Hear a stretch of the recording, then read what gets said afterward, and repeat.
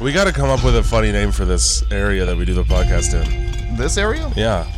I like to call it the Caterdome. The Caterdome works. Or the Catateria. The Catateria is better. Okay. Because you're just changing one letter in that one. Yeah. Fair enough. Also, All right. they definitely eat right up here so that it fits. Or, you know, even the Catatorium. Yeah. The cattery. It sounds like you're manufacturing them up here. I know. I just make cats. I think the place when you have a lot of owls, when you keep your owls, I think that's an owlery. I believe so, yeah. Yeah, so a catlery. So then why catlery drawer. when you have bees, why is it an apiary? You know, that's these are the mysteries of science. You'd think it would be a place where you keep monkeys. Yeah. You You know what? I don't like how words sometimes develop into things that aren't what they... English is like the only language where a pineapple is a pineapple. Everywhere else, a nana. Yeah, you know what? Be different. Yeah. Think I guess, different, yeah. Apple. We got to set ourselves apart We do. as Western culture. Looking at the fucking plot synopsis for the fucking most recent Purge movie, and it's about ethnic cleansing of black people. Yeah, I really wasn't ready for that one. I was like, oh, cool, another Purge day, another Purge night, you know what I'm saying? But then I read the synopsis, and I saw... We're getting rid of the Browns, and it continues forever. That's so... we're not doing that movie this week. Really reaching for reasons to have a purge. I mean, at this point, I think we're due for one. Yes. And that one is just dumb white people. Let's get rid of them. I've seen enough. We'll put them all in Florida. That's where they are, though. Let's just break Florida off. Give everybody who can get across the border a chance before we just nuke the edge of Florida. Yeah. In order to, like, cause a rift in the tectonic plate. Yeah. Like parting the Red Sea in your Moses. And we'll just send it out to the ocean. Just, there you go, Florida. Get out Hawaii there. can have it. You just... We're, what's the word I'm looking for? Where you turn somebody into a eunuch? What's that word? Castration. Yeah, we're castrating America. Yeah, because it does look like the penis on the bottom, doesn't it? Absolutely does. And with that, I'd like to remind everybody to go to darkroastcult.com. I guarantee you there's no penises there. I promise you, there is none. Yeah. What there is coffee and enamel pins for you to check out. You could get some pins and coffee. Go get them. In a comfortable, penis-free environment. The way the Lord intended. Yes. TBH. Mm-hmm. You can listen to our podcast Which on there. stands for To Be Holy. To Be Holy. And that's HOLEY. How holy are you, Matt? I got 7 stab holes. 7 stab holes. Yeah. Oh, I gotta up my numbers. Anyway, yeah, darkroastcult.com. The podcast is there. Other things are on there. Just everything's on there. Go to darkroastcult.com. Make that your homepage. Yeah. Make it your grandma's homepage. Confuse the crap out of her. Make the website your desktop background. Absolutely. And yeah, also thanks to Andrew for the theme song. Awesome. All right. I came up with a really good a fake name that I'm going to start using. Okay. I think I might even just change my name to this. Okay. You ready for this? Mm-hmm. Cliff Shorefield. Why? Why though? Why not? I don't understand. Cliff Shorefield. You just like that so much. Well, it's just things, right? Cliff, shore, field. I don't even put that together. That's amazing. All right, good. Yeah. So, I mean, I'd like to just, if you could call me that. Chuck Hammer. Chuck Hammer and Cliff Shorefield. Mm-hmm. This is those are good host names. Those are good porn names. Yeah. Chuck Hammer must be a porn star. Because that's what he does with it. Chucks it in. Maybe like a blacksmith. Yeah. Yes. He starts that way. Yeah. And then it gets even hotter. He goes from making the hammer to swinging the hammer. That's... Makes the hammer with the hammer. All right, so what movie did we do this week? This week we did, and it's funny, my favorite Texas Chainsaw Massacre in the entire series of Texas Chainsaw Massacres. Are you sure? I am. There are so many of them. Yep. That this movie in particular, I saw it, and I just watched it today. Mm-hmm. I don't remember half these scenes. I remember other scenes. I remember scenes that aren't in this movie. Which ones are you remembering here? Because I might be able to shine the light. I'm having a fucking Mandela effect here. Because first of all, I could have sworn to God that the cop at the beginning who was like doing the documentary was the fucking dude from Anchorman. Right. So, I don't know that David Koechner is in any Texas Chainsaws. That's what I'm saying. Like as when I was young, I thought it was either him or the brother from the Drew Carey show who was either trans or a drag queen. I forget which I have one. no idea who that is. He was in a they were in a dress a lot. Yeah, I should have all watched I remember. Apparently more of the Drew Carey show because I guess it's great. Solid show from the 90s. Yeah. News radio is I watch more News Radio than Drew Carey show. I don't even know what that is. That's Dave Foley's TV show. Oh, okay. And Drew Carey is on it, I think, right before he started doing Drew Carey show. Shit. Well, and Joe Rogan, before he started getting high and caring way too much about other people's bodies and choices. Yeah. You know what? At this point, Joe Rogan's just like a white face on a wall that screams when you get close to it. Yeah, it is. So I don't go near it. That's all that is. Oh, yeah. You want to steer clear of BJJ black belt talking way too much about vac. I'm not going to a martial arts expert for like health questions. He's a martial arts expert? Well, he fucking commentates the UFC. Okay, well, he also told people to like chow down on testicles on Fear Factor. So fuck yeah, he did. He sure did. He encouraged that behavior. So I don't know what his entire motivation was because it was funny to watch. Well, yeah. So yeah. Okay, let's listen to this guy. Oh, it's probably funny to give vaccine advice. The guy who made a woman eat maggot cheese is the one you want to approach when asking about whether or not you should get that second shot. Mm-hmm. Yeah, for sure. Anyway, this is the 2003 Texas Chainsaw Massacre. I remember a lot more bear traps. Right. I remember a scene where it takes place in like a shed behind the property, and they're like, there's a dude in there, and she goes back to get him, and like Leatherface is like taking him apart in the shed. Okay, so there is a scene in House of a Thousand Corpses, which is basically the Texas Chainsaw Massacre, only instead of chainsaws, it's human sacrifices to Satan. Okay. And that does happen. Maybe two characters go back and they open up this shed and there's like a woman hanging. And then they get shot. Well, one of them gets shot. I've seen that movie. Yeah. So I may be blending that in there too. They're very similar. And like, yeah, honestly, I thought I had this movie on DVD. I've got the prequel on DVD. I forgot there was a prequel. Like The Beginning, you've got The Beginning. That one's a piece of fucking shit too. Oh yeah, it is. Good Lord. Yeah, so that's that was weird. It was weird. I had a Mandela effect where I was like, where's the shed scene? I don't remember the scene where she like goes into the trailer and there's like old ladies taking care of a stolen baby. I remember that so well, and this is there's basically a list that I've written of reasons why Jessica Biel's character is one of the stupidest people in any movie ever. Okay. And going into that trailer is on the list. Yeah. I thought there was because there's a dinner scene in the original, and I thought that there was a dinner scene in this one with the cow hammer. She's like, hey, the dude with no legs is like, hey, ask her if she wants to stay for dinner. Yeah, and what do you do in response to that nice Southern hospitality? Run over a guy. So, well, look. Things are a little different in the South. People just say you're not hungry.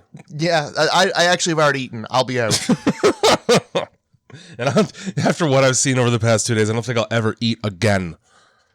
So this movie's based on the truest events. You know how when movies are like, this is based on true events, you can blindly trust that with... I already hardcore complained about that shit once with Primeval, if you remember. You could just fucking tack that on to anything as long as somebody existed in a place at one time nearby. Yeah.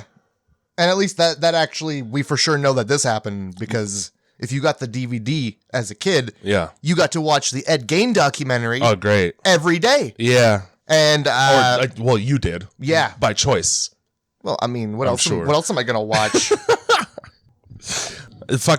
I don't understand. The only thing that Ed Gein has in similarity to Leatherface is the fact that they both wear other people's skin. That's it.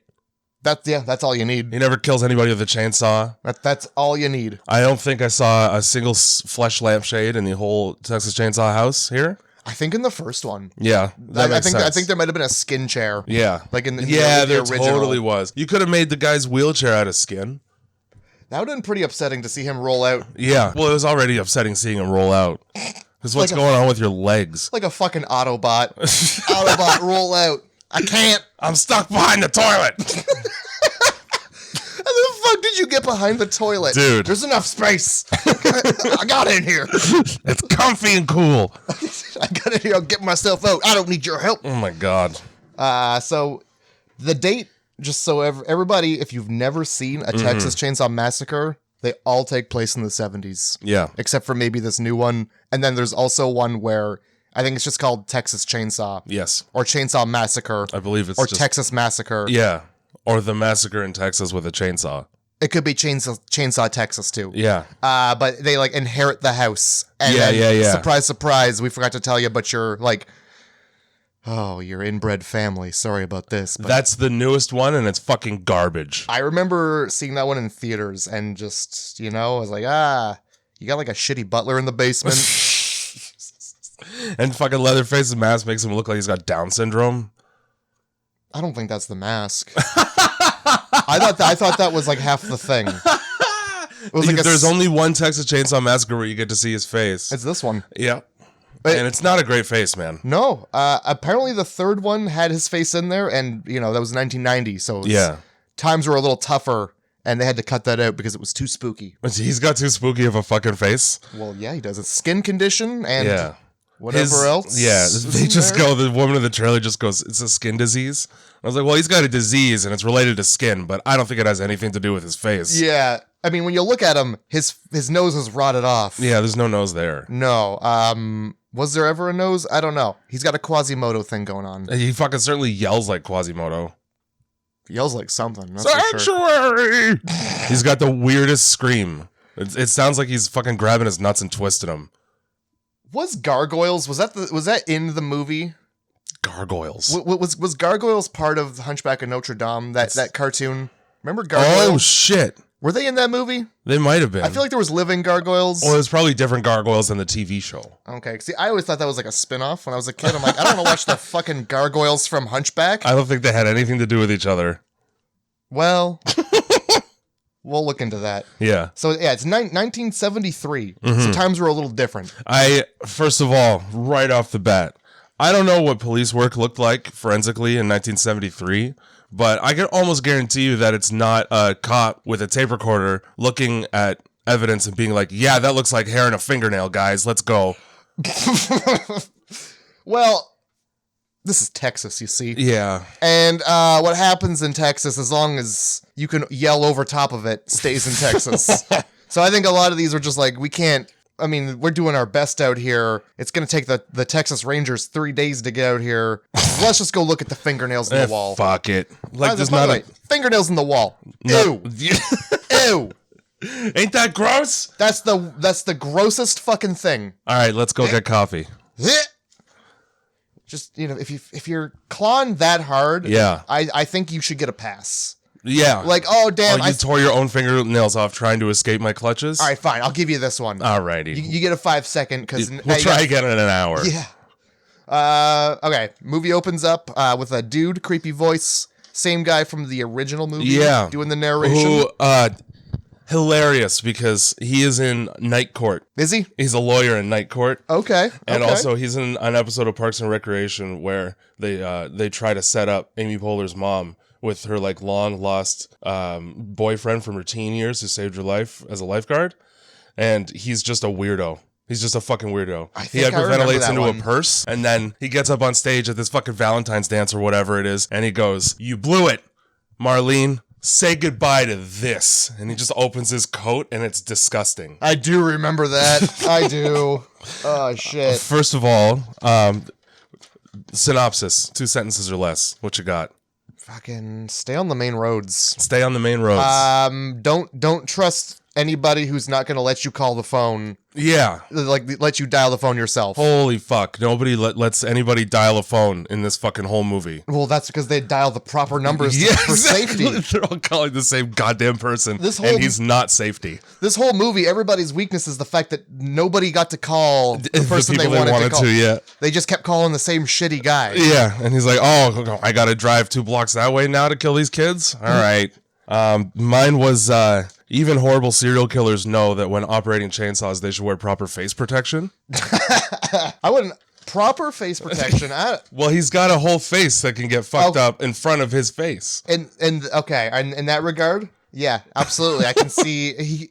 I would have liked to see like safety goggles, but yeah, it's Texas. It is. I think the rules are a little different in Texas. I don't know if safety goggles exist down there. You just kind of let the grinder disc hit you in the eye and move on. I don't think safety exists down there. It certainly doesn't at the fucking slaughterhouse. Oh, shit. So we have this fucking opening with this, I don't know, cop of some kind investigating the scene. And then we just cut right into the fucking movie and Sweet Home Alabama. Hey. Right out of the gate. Bum, bum, ba-dum, ba-bum. I don't want to get sued. I think you got 8 seconds. That's the most that you can do. Well, that's about all I'll do just for safety. Yeah. The narrator is like, this was their perfect vacation, a scenic day for all these guys. Cut to like, you got 2 people dry humping in the back seat. Exactly. And how fucking scumbag is it on a road trip? And they just met the day before also.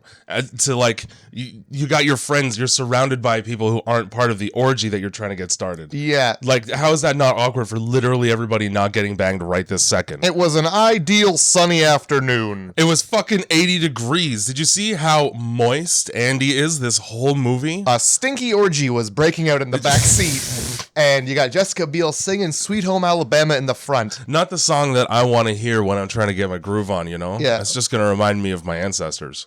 What's worse, the dry humping or the singing for you? What do you hate more? That I would say the singing. At least with dry humping, I can avert my eyes and not have to worry so much. I have no choice but to hear that.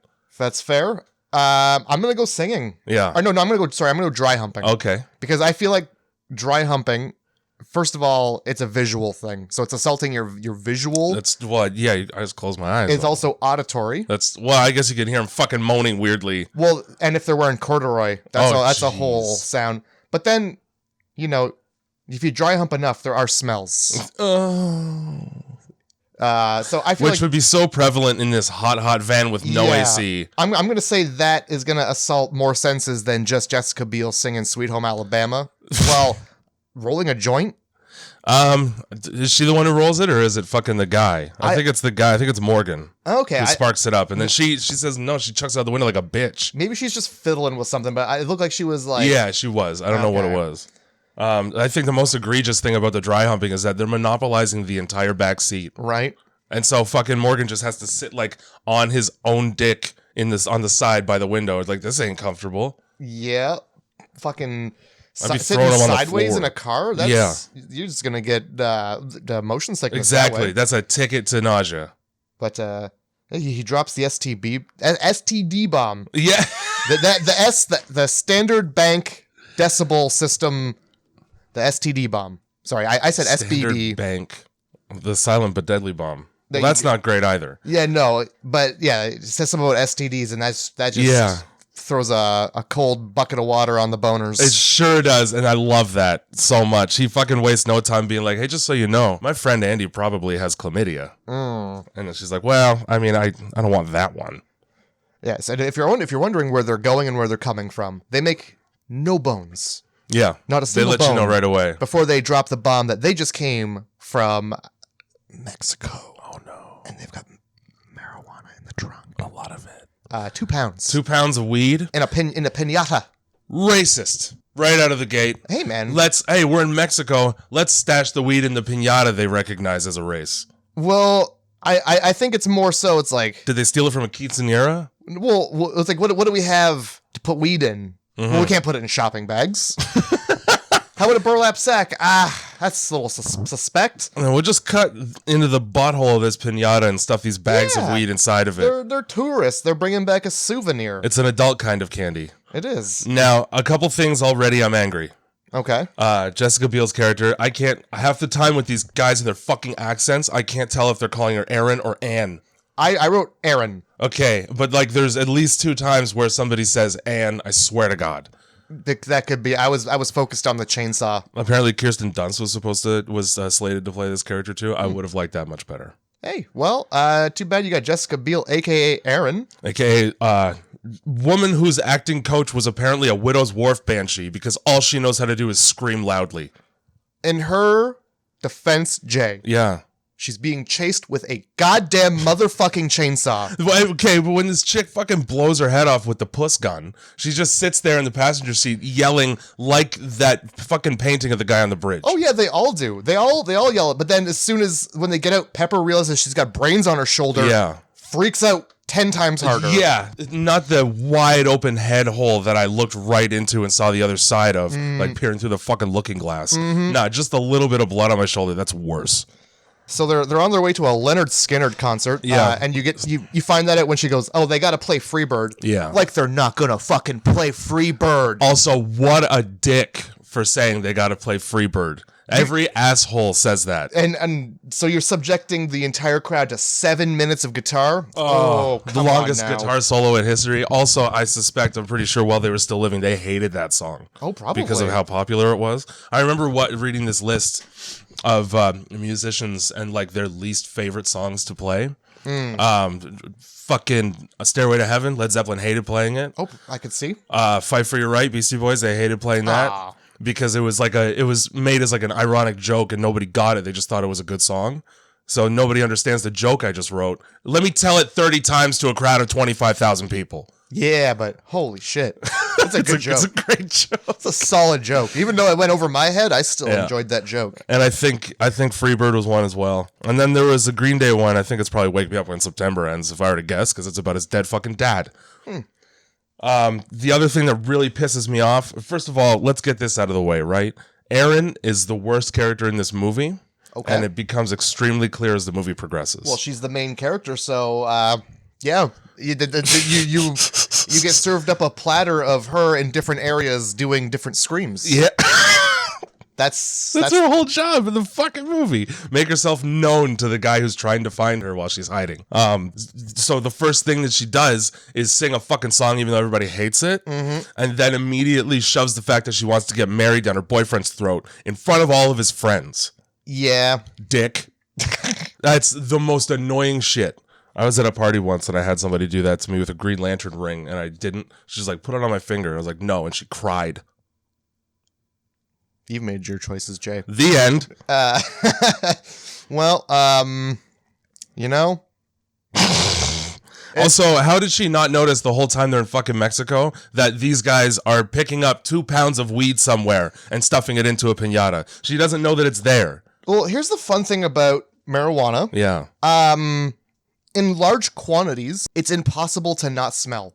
Yes, it sure is. Especially when it's just in a bag in a piñata. Yeah.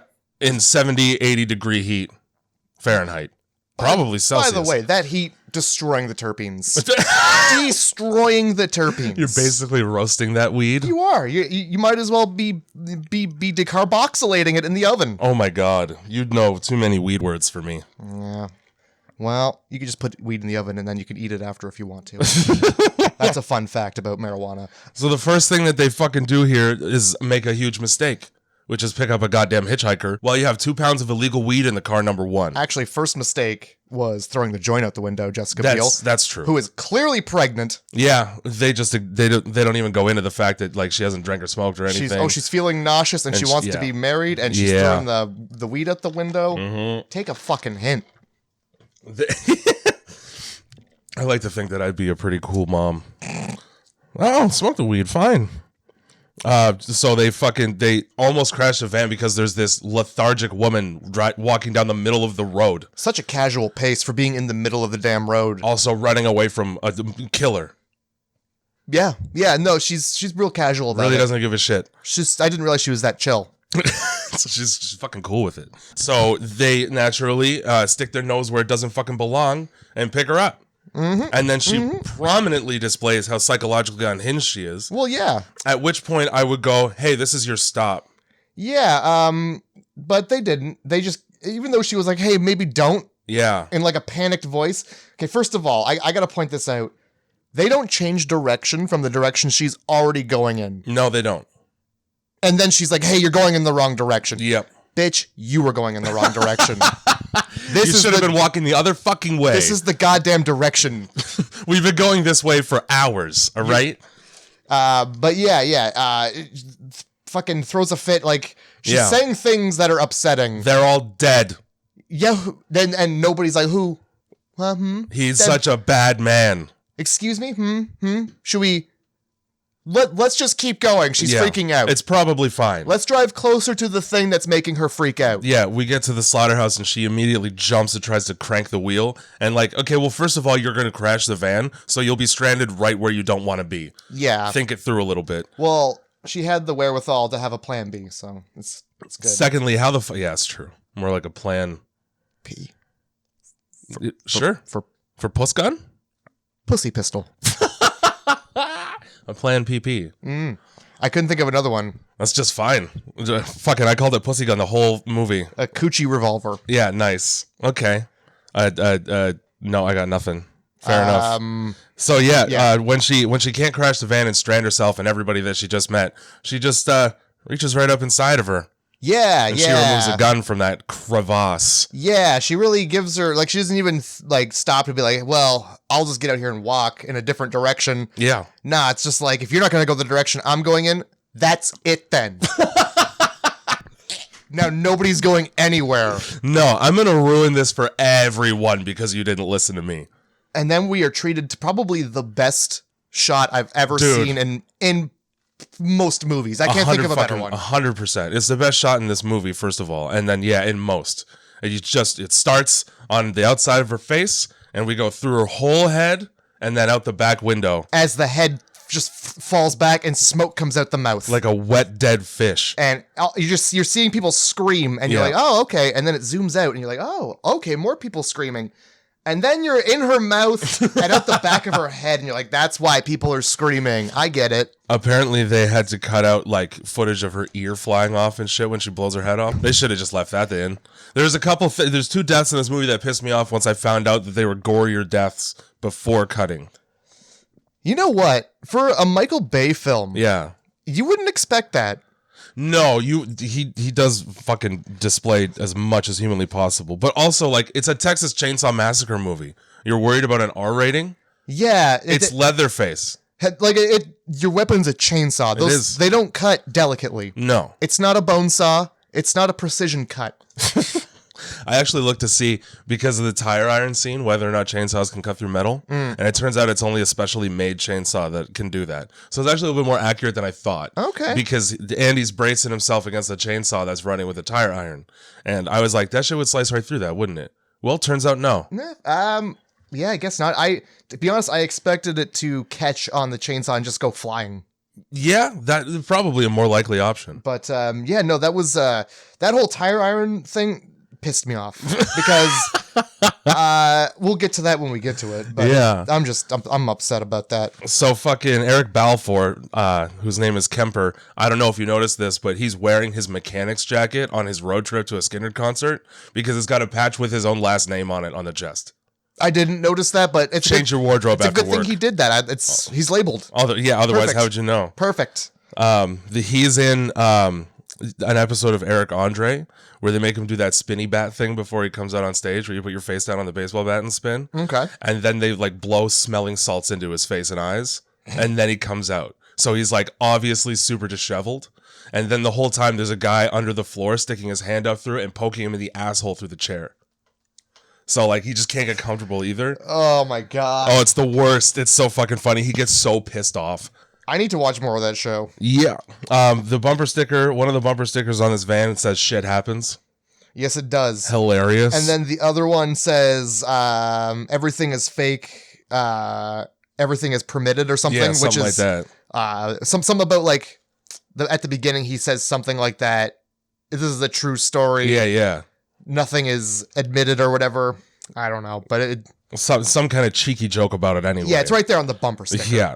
So then he ditches the weed because obviously you have to call the cops about this fucking dead body in your van. Yeah. And for some reason, Erin, who is his girlfriend, and Jessica Biel, is more pissed about the fact that there's weed in the van than the woman who just blew her fucking head off right in front of her. Oh, yeah. I noticed that she was definitely a little more disheartened by the fact that there was just a little pot in the van. Yeah. Not even like an insane amount. And they're probably going to flip it at this Skinner concert, so you only have to deal with it for another night. I think that was the whole thing. Yeah. They were going to Yeah. How about get upset about the hole in the woman's head first? And then we can discuss the merits of smuggling weed across the border. A life was lost here.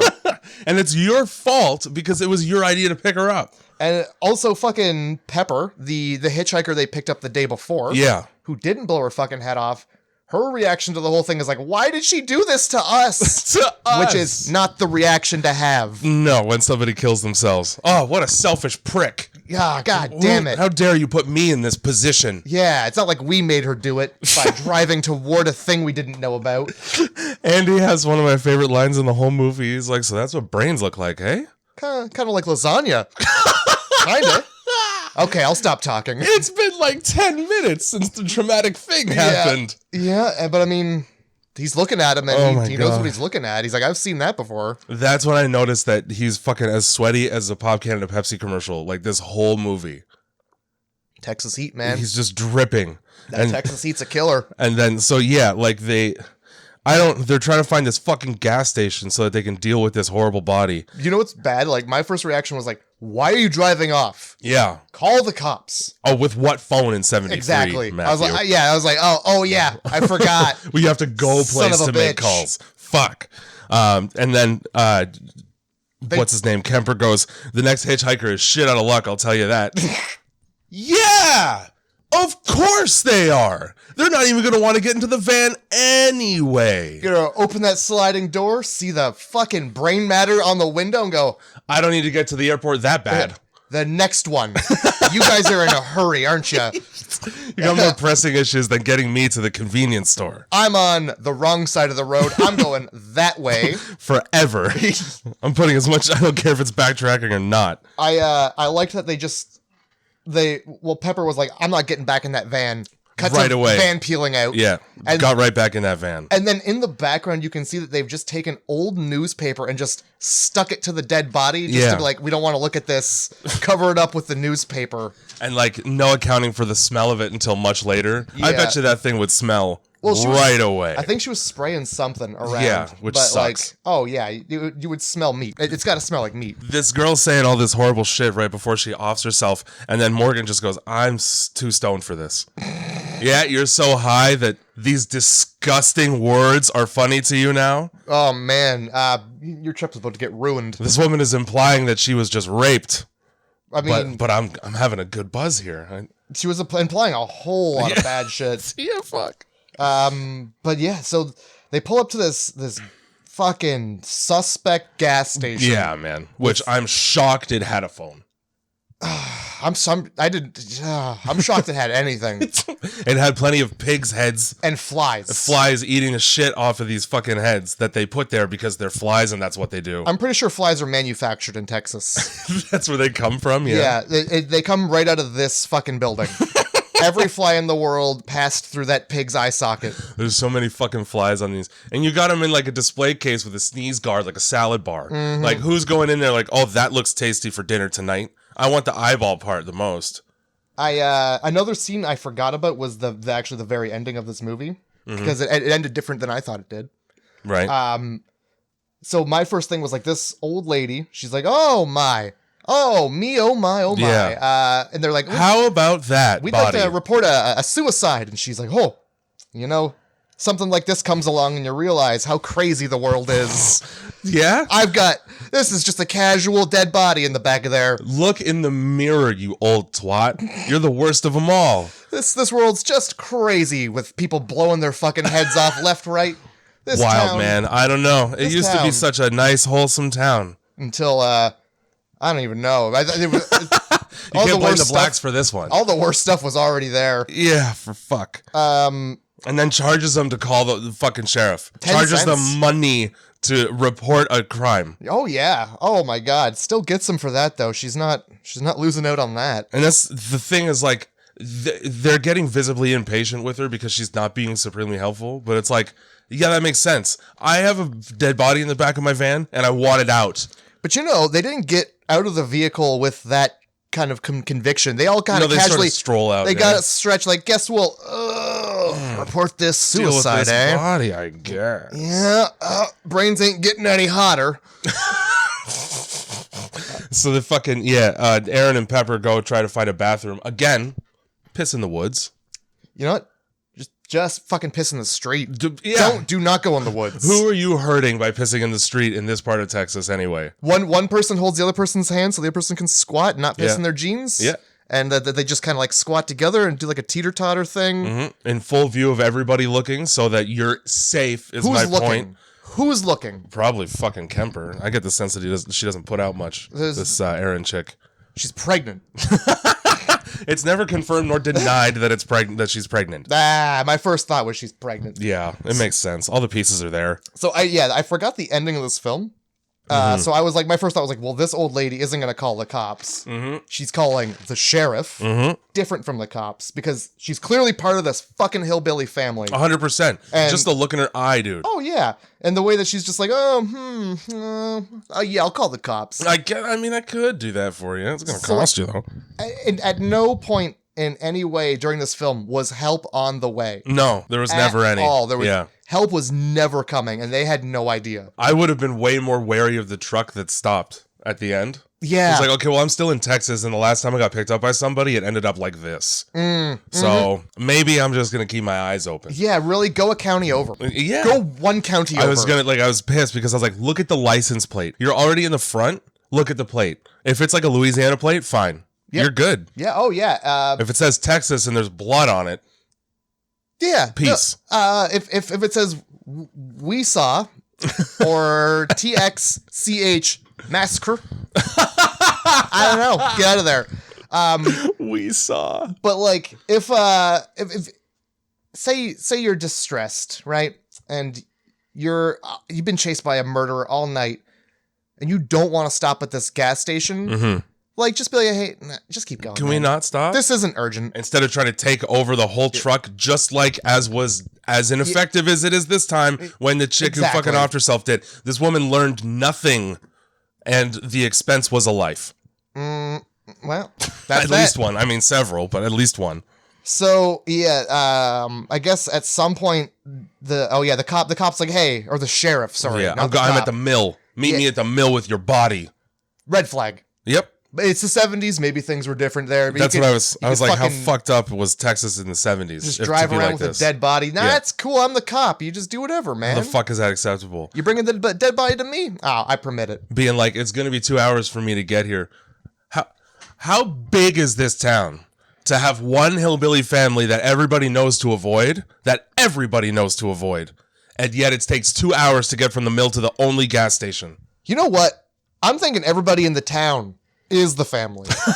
I think that's the problem. Well, given the shape and size of everyone's teeth, I'd be inclined to agree. Or given the divots in their noggin, the lumpiness of their cranium, the wide set nature of everyone's eyes, the inbred scent radiating from the basement. Yeah, dude, that fucking basement would have smelled for like 2 country blocks. You're gonna know that basement is trench foot. It is. You get it the second you step in that water. That's all that is. It's just that's right away. There's nothing clean about that basement. You're never gonna get that smell out of the house. Welcome to Texas, hot water basement. So fucking let's go meet the one cop apparently in the whole town. I suspect he just stole a uniform. I don't think that he's even a sheriff. Oh, yeah, no. He was either a sheriff and retired or got kicked off the force, or they killed a sheriff. Yeah, dude. And now they have sheriff things. I'm inclined to believe they just offed the sheriff. Yeah. R. Lee Ermey is amazing as usual. Like, this movie's a horror movie, but he turns it to a comedy. Oh, he's fucking hilarious. Anything he says is just there's nothing scary about it, and I would laugh right in his face. Yeah, dude, and it would suck because he'd probably shoot you in yours.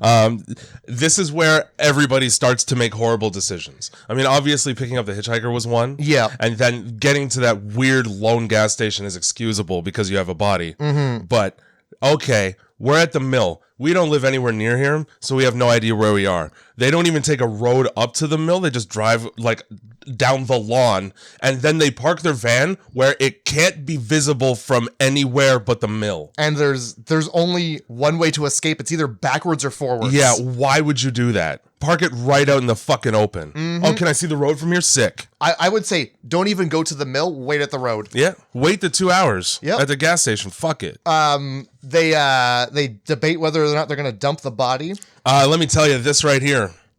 Number one, I get to that mill and 20 minutes goes by and there's no sheriff, and I look around and I see what the mill looks like. I'm dumping the body. Pin a note to it. You're fine. Yep. It's Texas. They choose to vote. Fuck that. If you want to keep this body, I'm just gonna dump it anyway, and you can stay with it. See you later. Yeah. I'm not fucking around with this dead body for any longer than I need to. So get it out of the van, please. I want to see Freebird. I'm about to fold that back seat down, open up that hatch, fucking reverse it, and slam on the brakes. I wish they did that. There's your fucking body, Sheriff. All right, enjoy, man. While they're driving, the body tips over. Yeah, it does. And then it is right side up. It's right propped back up when they stop at the mill. You're right.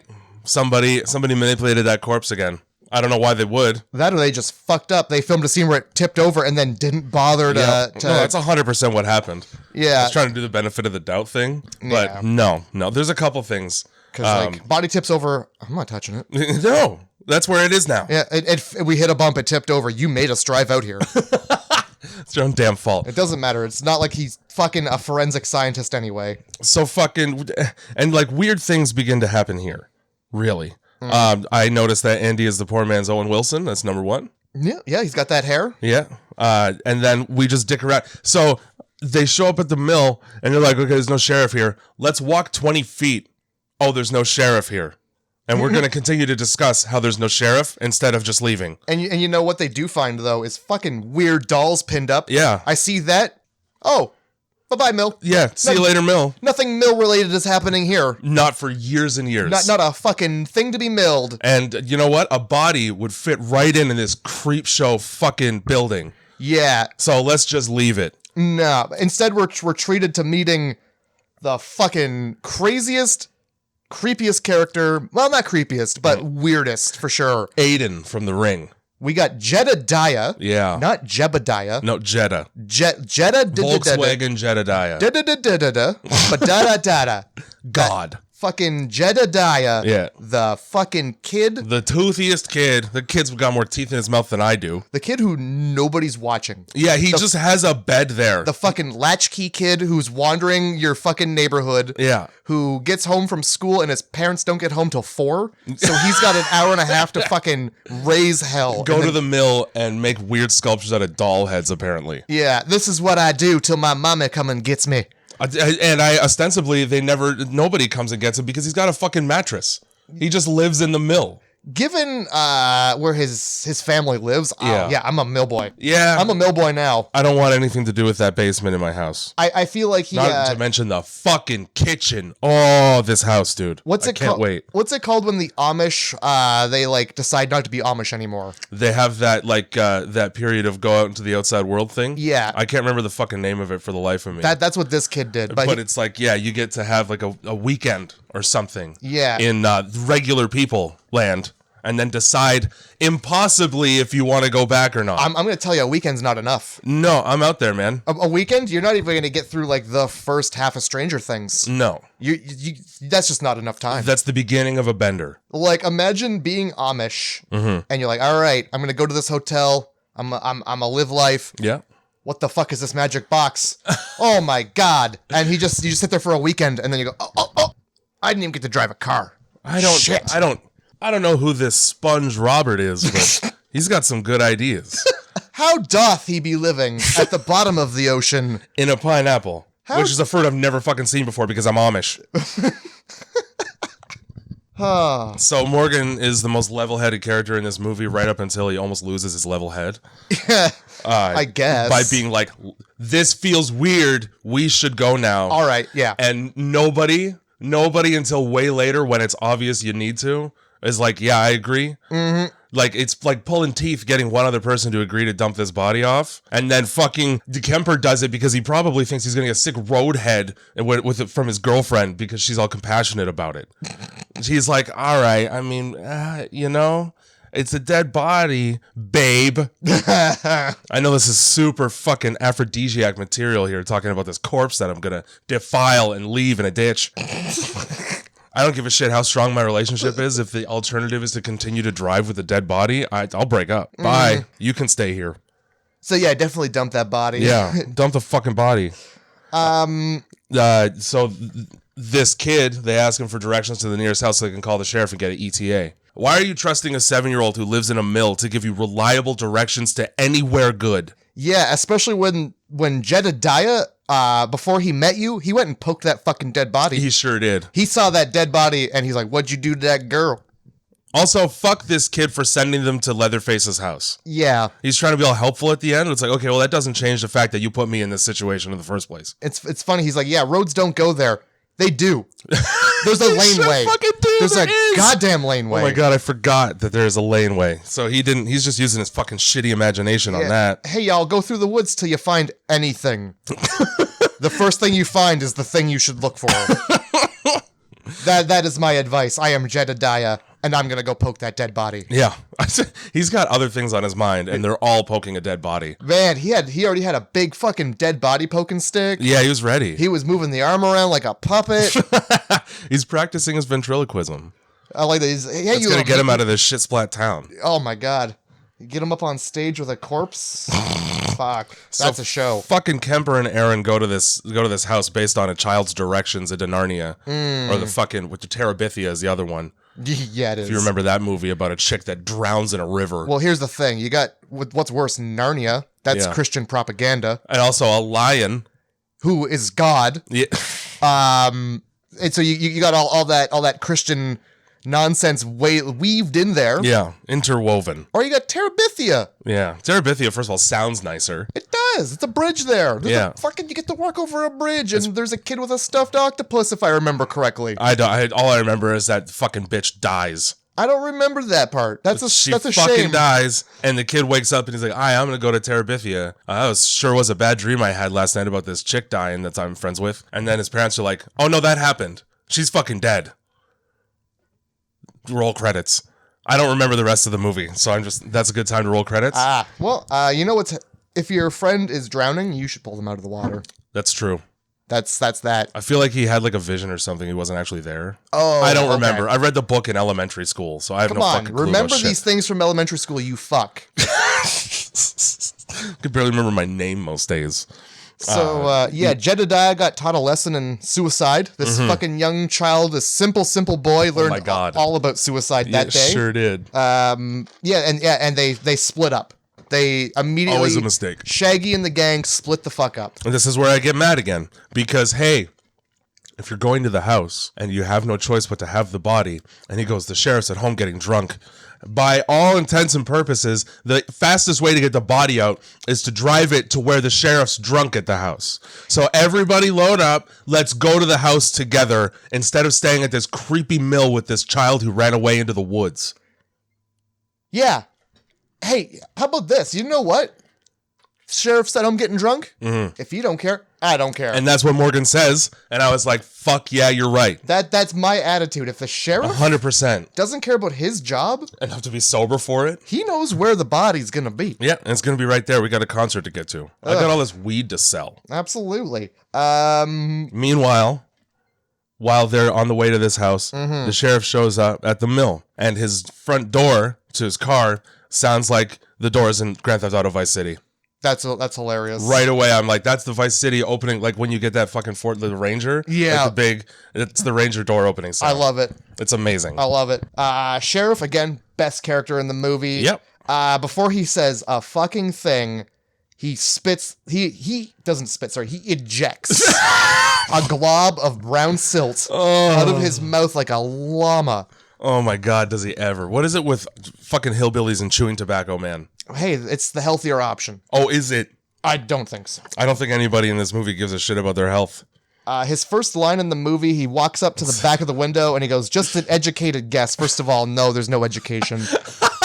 But money says, your dead body's right there. looking through the fucking bloody hole in the window. So glibly being like, hey, how much you want to bet there's a body in there? Guys. Doesn't even show his badge. No introduction at all. No. And then, he's like, do you mind getting the fuck out of my way? Yeah, because he's just leaning on obviously he's trying to get around the fucking van to go inside. Maybe back up. Why are you so comfortably close to the dead body on the other side of this window? Right. And then also help me saran wrap it, which I'm pretty sure is not protocol. Yeah, even in the 70s, I don't think that is for anything but keeping that body fresh. Yeah, which is something the killer would do. Yup. Help me saran wrap this. Get your fingerprints all over the saran wrap in this body. Also, and then I'll put it in my trunk. I don't know if you noticed, but he takes the gun. Yeah, he does. And he holsters that shit in an empty holster. I wrote that shit right down. How is that not the reddest of... Hey, man, I'm leaving because clearly the gun that she pulled out of her puss is yours. How'd it get there, sir? Well, Morgan looked right at it and went, huh? I guess that's where evidence is kept. In your sock. Okay. Dude, you have a fucking holster that perfectly fits the gun that this woman blew her head off with. You keep that empty for just no in case? Yeah, yeah. You must see a lot of suicides around here. Oh, my God. A lot of fucking six-shooter suicides. Well, you got to have a spot for it. You never know when you're going to find a gun in Texas. So they get to this fucking house. They do. And this old man, he's one of my favorites, too. You like the old man? The old man has the only line of this movie I'll remember forever. Which is? What the hell are you doing in my house? Because he had a strict, hey, only the girl in my house Only rule. hot women in my house. Which immediately be like, I'm not going in there then. No. It's fucking Aaron and Kemper, and they need to use the phone, and he's got the fucking phone, at which he dials for her again. Mm-hmm. But they both try to go in, and he stops fucking Kemper and goes, only her. Hey, man, Aaron, how about you hop out for a sec? We're going to go down the street to the other house that's not a fucking misogynistic bigot. Yeah, we're going to go to where they got feet and shins. Yeah. And can stand. Where they got feet and shins. That was rude, but I a wicker wheelchair that your great-grandfather had. I did like when they were like, hey, are you the sheriff? He's like, do I look like the sheriff? Maybe at one time. Do sheriffs traditionally have legs below their knees? Is that a traditional sheriff thing? Because I believe it is, yeah. I think you could be a sheriff in a wheelchair. A wheelchair-iff. There you go. I'm not happy with that. Sheriff wheelchair. Yeah. No, he doesn't look like the sheriff at all because he's an old man who has a piss bag. He does have a piss bag. That thing comes into play very heavily later on. Unfortunately. Oh my God. So yeah, we're fucking around in this house for a minute. Kemper really doesn't give a shit. He just sits down. Okay, this stranger, obviously everybody's very jarred because of the suicide we all just witnessed as a family. I'm just going to smoke on the porch. Hey, sometimes you got to have a smoke while your girlfriend disappears into a stranger's house. I would at least be walking around looking in windows trying to see exactly where she's at in the house. But nah, fuck it. But I will say their mentality toward each other is bizarrely very similar because once Kemper gets fed up and goes into the house and he gets a hammer in the head for his trouble, Aaron just tries twice to find him and then goes back to the van. Yeah. No boyfriend in sight. All right, I'm just going to head out. Can't open that sliding metal door? Well, he's probably gone. There's no way he's behind that. That old man, after she's done on the phone, shouts, hey, can you help me out back here? No. Hard no on that. Actually, no, I can't. Thanks for the phone. See ya. Door slam, I'm out. Because dollars to donuts, his dick is out back there. There's a high chance that his dick's out, which, I mean, you don't really get to see him below the waist all that much, but it probably was at the beginning. And it's not like a, hey, I'm peeing, I need your help. It's a, this is my dick, I need your help. That's the kind of help I imagine he needed back there. It's got nothing to do with the bathroom. But you get a clip of, water running, and it's chocolate milk. Yeah, it is. Gross as fucking water. Move out of that house. Are you drinking that? Man. Jardia. And then you get fucking Kemper just going against every rule this man laid down. Yep. Finally is like, well, hold on now. This has been too long. You better not be helping an old man in a wheelchair back there. I would hate for your ass to get felt up by a legless man in this house while I'm not looking. which happens. It totally does have. Also, not to mention, all right, I'm trying to help a guy who's stuck sandwiched between a toilet and a wall back into his chair, and the first thing he does is grab my dick and balls. He's staying where he is. Yeah, he is. Oh yeah, that's the end of this interaction. I'm done helping. You could fucking die here with your life alert bracelet, old man. Fucking what a time to try and cop a feel. And yeah, we got Kemper wandering through this house. Yeah. Finds cartoons just playing. So you know Leatherface was back there like a child. At least someone was, yeah. Watching this cartoon. And then hilariously a drum's getting banged. And then his fucking brain skull gets banged. Yeah. With a hammer. With a big old hammer. And it works. Oh yeah, it does. It's a sledgehammer. Fucking so like why are you if your girlfriend isn't answering your call, first of all, be like, hey Aaron, where you at? Don't just skulk around the house creepily picking up bracelets and looking in rooms you don't know what's behind the doors. Oh, yeah, he wanders through crime scenes. Yeah, he does. Crime scenes. Doesn't bat a fucking eyelash at that. And then, meanwhile, cut back to the sheriff admitting to necrophilia. Yeah. This sheriff gets so familiar with this body that he detects leg moisture on it. His, oh, she's a little wet down there. What have you guys been doing with this poor girl? His dampness detector goes off. Sure. Pretty little thing. I used to love wrapping up dead bodies when I was younger. Yeah, because he wants to grab a tit. He said, yeah. That's his whole thing was he was sure a tit grabber. He sure does grab a tit. And he grabs a tit off of this chick, too. You know, get it in while you can. That's why they're a family. They're like, oh, what do we do? They go to put this dead body that is now wrapped in saran wrap into the cop car, and you get the best line in the movie. Yep. And it's Pepper going like, oh, come on. And then the sheriff goes, don't give me crap. I got the same respect for a dead body as anyone else around here. And then in the same breath, get that nasty goddamn thing out the backseat of my car. Put it in the trunk. So you're just operating under the assumption that everybody defiles dead bodies. For real. Well, I mean, look at the fucking town. Yeah. The town is a dead body defiling factory. How else are you getting them in the graves, I guess? Yeah. Oh, never mind. I mean on the floor. Just anywhere. In the basement. They should just have a chute. R. Lee Ermey's eyebrows in this movie are like flightless birds. They're so fucking majestic and billowing. It's like a goddamn forest nymph. When he's interrogating, what's the guy's name? Not Andy, but the other one. To Morgan. Morgan.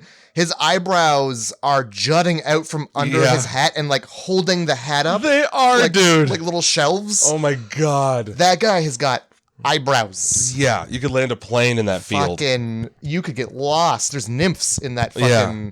So now, he's got the fucking body in the trunk of the cop car, and then he just pieces out with the trunk wide open. He certainly the first does. bump that you hit, that body's bouncing out onto the road anyway. Oh yeah, for sure. And then I think, and this is speculation, I think really all he did was drive around in a big circle and put that stick on the car horn in that abandoned car to get them away from the van so that he could fuck with the tires.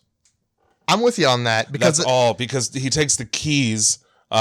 Once he finds like the weed. Yeah. But I think before that, because there was like maybe 20 minutes where they were all away from the van after Aaron gets back, I think. And that's enough time to fuck around with an axle.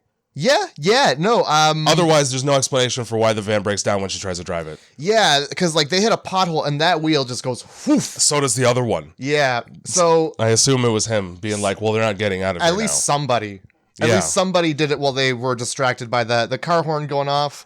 And then, what's his name again? Mason? No. Morgan. M name. M. Night Shyamalan. M name Shyamalan. They're like walking through the field to the car, and he just like jams his hand into this rusty hole. There's like you're dicking around with a band. Like you're not gonna find anything good, even if you do look. Yeah, and like he does that joke where he's like, "Oh, something's got me." Yeah, not the time. Not at all the time. And then he pulls out a jar with the dead lady in it. Yeah, the photo of the hitchhiker who blew her fucking head off. Yeah, and her family. Was it her family or was it a photo of the family like before times got tough? It wasn't that. Do you mean like the chainsaw massacring family? Yeah. And not that family, because that baby at the end of the movie is in that picture. They just seem to have a lot of that photo. Yeah. So they had at least two copies. One was in the jar, and then she sees another one while she's looking at a photo in the trailer. I'm thinking that family that was just victims. And maybe they just found some photos in their Yeah. And then so they kept one because eventually that kid's going to grow up. And, if they're nice people are going to be like, that's your family. We ate them. Yeah, I made a fucking delightful belt out of their nipples. Delightful. Ate their spleen with some farva beans and a nice Chianti. I can't do the noise because it hurts my teeth, but... Clarice. We all decide to go back to the fucking house to try and find goddamn Kemper who's disappeared. And for some reason, two of the characters become very eager to leave their friend behind because they fight for the keys a little bit. Like Jessica Biel takes the keys and it's either Andy or Morgan goes, give me those shits. And she goes, listen, you guys can take off, but I'm not leaving without my boyfriend in his van. So at what point did either Andy or Morgan and Pepper go like, fuck that guy, and just accept that, like expect that to be okay with everyone? Yeah, it didn't really take much. Also, why are you trying to strand people by taking the van, potentially? Yeah, you're gonna leave her in this hellhole? Like, there's hellholes you can leave people. I just got the oldest hand planted firmly on my ass. Please at least drive me to the next town. Yeah. Before you ditch me. Oh my god, I didn't really pick up on them, like, just like, all right, well, we've seen a dead body. Yeah. If he's not here, we gots to go. Yeah. They're on in like 2 hours. It's his fucking van, man. Yeah. So you're just gonna be you got Grand Theft Auto on top of the no other crimes that you've committed up to this point. I feel like leaving the scene of an accident. Or driving around with the scene of an accident. Driving around with the scene of an accident. A mobile accident scene. Transporting a crime scene. Also, what's your end goal there? You going to the Leonard Skinner concert? Because if Kemper's still alive and he finds out you took his van, he's coming to get it. Oh, yeah. So you're going to run into him again. He's going to be pissed that you used his ticket, too. Yeah, 100%. So let's go back to the house, though. So we got fucking... Kemper's being dismembered. Yeah. And Leatherface finds a wedding ring. Yeah, he does. Which is... Oh, jeez. Should have popped that cue a little earlier. Yeah. Jessica Biel should have kept her fucking mouth shut. Maybe he would have. Mouthpiece. It's Andy and Aaron going back to the house. Of course. And Andy brings a tire iron for no reason, really. Because what danger have you encountered up to this point? You got a weird sheriff. She didn't come back with any stories of like disgustingness aside from the fact that I just saw a guy try to put his catheter back in his dick. Yeah. But bring a tire iron. Yeah, in case you gotta beat this old... Well, maybe he was like, hey, grab my ass. Bring the tire iron in case I gotta kill this old man. And so they show up, and he's just sitting on the front lawn, like 10 feet away from the door. Aaron distracts him by pretending to be interested in the garden. That there's no way he can tend to that garden. There's no garden. It's just grass. You got some nice dirt and grass and wild things that happen to have grown here. What is that, loam? And he looks at her like, what the fuck what are you talking about? And then meanwhile, Andy somehow gets into the house through the creakiest door that you'd be able to hear from the old clover mill. And then, so it's fucking, guess what time it is? Yeah, well, it's vroom vroom time. Knock, knock. Yeah. Leatherface. Well, this is the what the hell you doing in my house? Yeah. And then, he summons Leatherface by like caning the floor. And he's saying bring it because he means bring the chainsaw. Oh yeah, but bring the meat. Bring the meat.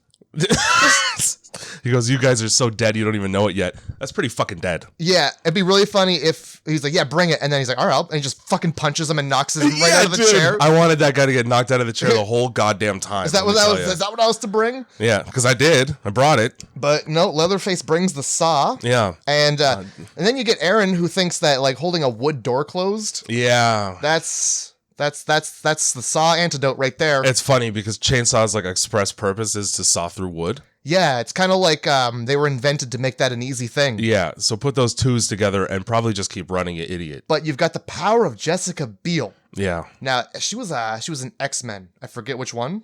No idea. No, she wasn't. She was Fantastic Four. She was the Invisible. That's Jessica Alba. Son of a bitch. Well, we got Jessica Biel here. I don't know what the fuck she's good for these days.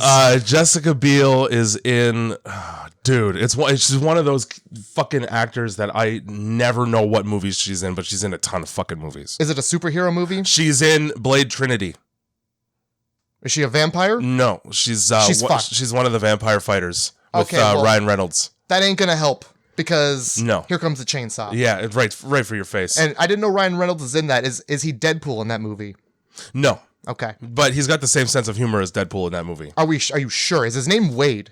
I don't remember what his name is. Because Blade's Marvel. Is it not? Hey man, if there's a crossover, I'd be happy. I'm certain Blade is Marvel. He's just I can't remember what they call themselves, like the Night Stalkers or some shit like that. Yeah. They're just vigilantes that kill vampires, basically. Okay. Because it would be funny if it was Deadpool though. Because he does kind of behave like a mercenary in Blade, so sure. He's an X-Men. This is now headcanon forever. Yeah. We're fitting X-Men in where X-Men don't belong here. Yeah. This old man is apparently a circus performer because he can balance one wheel of his chair perfectly on a round tire iron. See, this is what pissed me off. Because just move the chair? Well, not even that. You've fallen over and you've dropped the tire iron. What do you... Just run. Yeah. Don't struggle with the tire iron. Yeah. Run right past the man who can't stand up to stop you. You couldn't pick up the first time. Exactly. Fuck. Go around the wheelchair. Also, maybe tip him over. Create an obstacle for Leatherface to deal with. Absolutely tip him over. Yeah, tip him over just because he's an asshole. Tip him over and kick him in the bladder bag. Turn that yellow bag to red.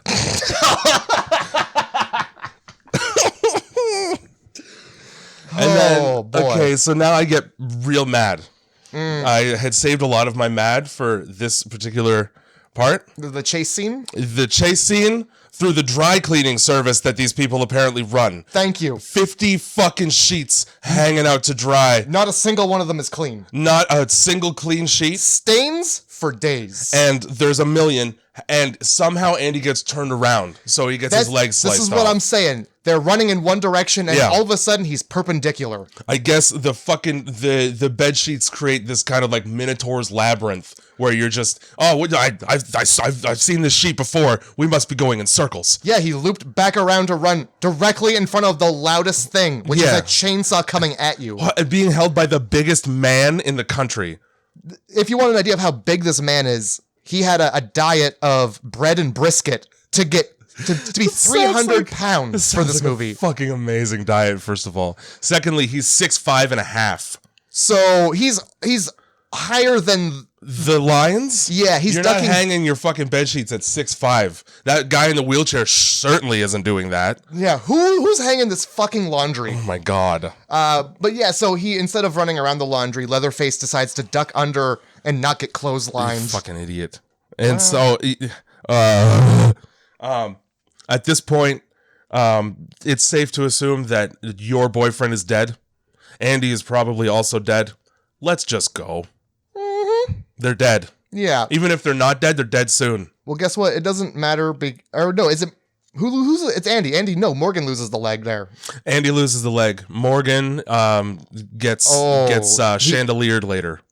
Yes. Yeah. He gets cut. Mm-hmm. Penis-wise. Now, down the middle. I gotta tell you, from the angle, it looked like Leatherface stuffed the chainsaw right up his asshole. I would have preferred that. Yeah. Oh, well, I mean, that's one way to go. But like, the chainsaw's so big, I think it creates its own asshole once you get it close enough. Whatever it touches becomes an asshole. Yeah, if you're low enough on the body, it's just gonna make an asshole. It's not gonna be a pretty one that holds much in either. Also, Leatherface is such a dick. Right before this chase scene, he just cuts through his own front door and inside door for no reason. Oh yeah, that door. You could just open those. Those doors don't even need to be opened. They would. Like, they're the kind of doors that spring open. Yeah. Like, you brush by them. That front screen door could get, like, blown open by a light breeze. Yeah, and it springs back. And, There's like, nothing holding it open. It's got to be difficult to source doors in this shithole. Oh, yeah, you're in the middle of literally nowhere. Yeah. But no, yeah, he cuts through that. He ruins a lot of sheets. Mm-hmm. And then, gives Andy a lesser leg. Yeah. Just trying to make the playing field even with the guy in the house, really, probably. Yeah. We get fucking suddenly it's nighttime when Aaron gets back to the van. Yeah, I noticed that. It was broad daylight, and now it's nighttime. Well, it was a long walk. The third time They do it 3 walk. times in an afternoon. It can't be that fucking long. The kid knows how to get there. Well, you know how it is. When you go there, it always seems so long. On your way back, it's not that long. But on your way back again, it takes for fucking ever. It's forever. You're over it. That's how time works. Yeah. She's clearly extremely panicked and trying to start the van up, and it seems to bother no one really. Mm-hmm. Like, just like, what's going on? What's the problem? But like, okay, you see that level of panic after you've seen what you saw that day. Ratchet your own up to match it. Hey, where's Andy? Where's anyone you went to get? That's a good question. And who you went to get them with? Yeah, where's all the people? Yeah. Dead. Bye. Yep. We got to go now. Dead. And then that's when the sheriff makes his spectacular return. And he finds right on time half a joint. He finds a roach in the ashtray. And he is more concerned with that joint than he is with the fact that there was a dead body in the backseat of that car. Absolutely. He asks more questions. Yep, he sure does. He wants to know everybody's life story once he finds that joint. But the dead body was... I'm not going to tell anybody. That's fine. What happens in Texas stays in Texas. Well, you know, unfortunately, they had to, fucking deal with all that brain matter and blood left on their... You could have easily... The seats in this van are covered by blankets.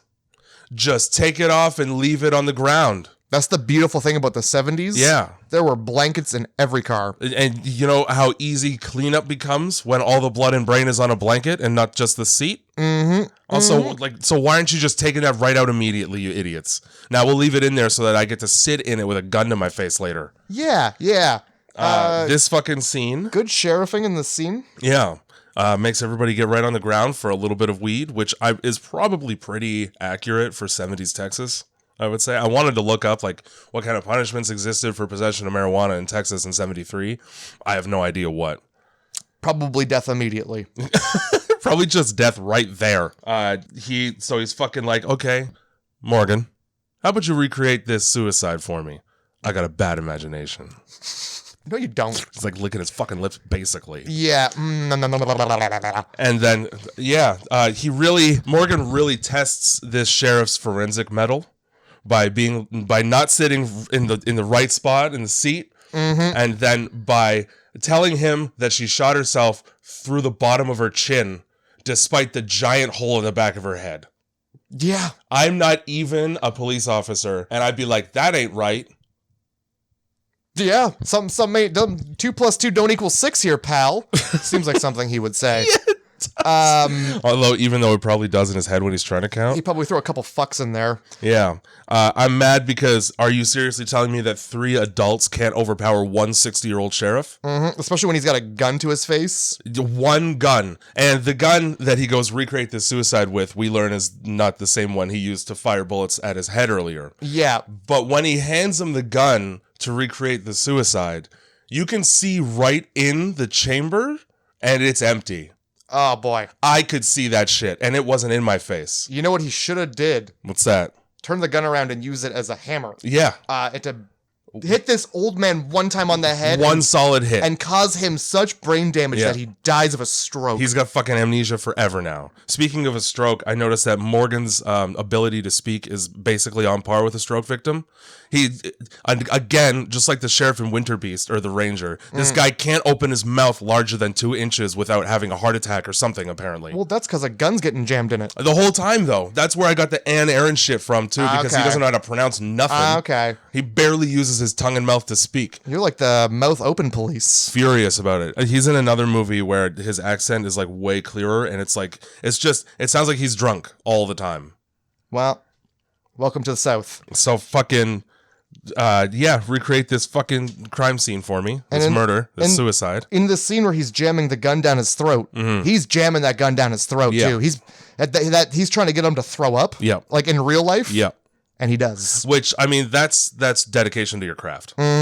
I'm gonna try real hard to vomit for this scene. Oh, I don't know if he had a choice in order to make it authentic. It was definitely the sheriff jamming the gun in his throat. I think in the IMDb trivia, the guy who plays Morgan was like, "Get it in there so I throw up." Okay, all right. Maybe I misread that. I was in a hurry. Again, before we got Andy, Aaron, and Kemper all in this house with the basement that's like that basement, and nobody noticed the terrible smell. A bad enough smell to go, hey, maybe this isn't the house I'm looking for. It smells like mildew. That's like the least that it smells like. Well, how about corpse bodies? The kitchen is full of hanging meats. That's true. The kitchen is full of hanging meats. How do you not smell that from the outside? And Andy, this fucking clumsy oaf, knocks some whole trunk off the fridge. Yeah, he's trying to be sneaky silent and fucking, does the loudest thing in the entire world. Yeah. And then Aaron's like, oh, Andy! Like, maybe just pretend like that didn't happen. Be like, I didn't hear a sound. Yeah, but this guy's probably got fucking amnesia anyway. He's fucking got Alzheimer's. Vietnam War flashbacks or something. The aftercare for Andy getting his leg cut off is just butcher paper and rubber band. He grabs, though, a fistful of rock salt first and stuffs that shit right up into that wound. Oh, yeah. That happens. That's what that was. I thought he just slapped it like, you keep a whole lot of blood in that stump. Nah, we're keeping everything sanitary. This is how I wrap my meat, which is why everybody's sick in this town. Yeah. At the same time, you'll notice that Andy has been impaled on a hook. Oh, yeah. Which is something that I'll get to later as well. Oh, meat hooks play a big part of this movie. He tries once to pull himself off of it, and then he promptly stops trying. Try again. It's probably, it's going to hurt more, but you know it's going to hurt even more than that? When Thomas Hewitt gets back. Thomas Brown Hewitt. Yeah, which, I mean... to be honest, pulling yourself up on that chain and, letting go. Yeah. Maybe just, swing away from the chain a little bit. Swing away from the chain. Also, you know full well, now that you're inches off of the hook, that if you fall back down onto this hook because you didn't pull yourself up hard enough, it's going to hurt real bad. So put your back into it. Yeah, really try to survive. Try a little harder. I don't know what to tell you, but... he ends up just dangling there and playing the piano with his feet. No reason for there to be a piano placed underneath his hanging body. But for him to be I'm still ding, alive. Ding. Yeah, it's like a you haven't killed me yet alarm for Leatherface. Yeah. Fuck. And so what? How does Aaron get back there? She runs. She runs back there? She just runs back to the van. Yeah, that's right. And then she's freaking out trying to start the van. But they get back to the house. Before that happens... during the scene where Arlie Ermy is basically playing with Morgan's life. Yep.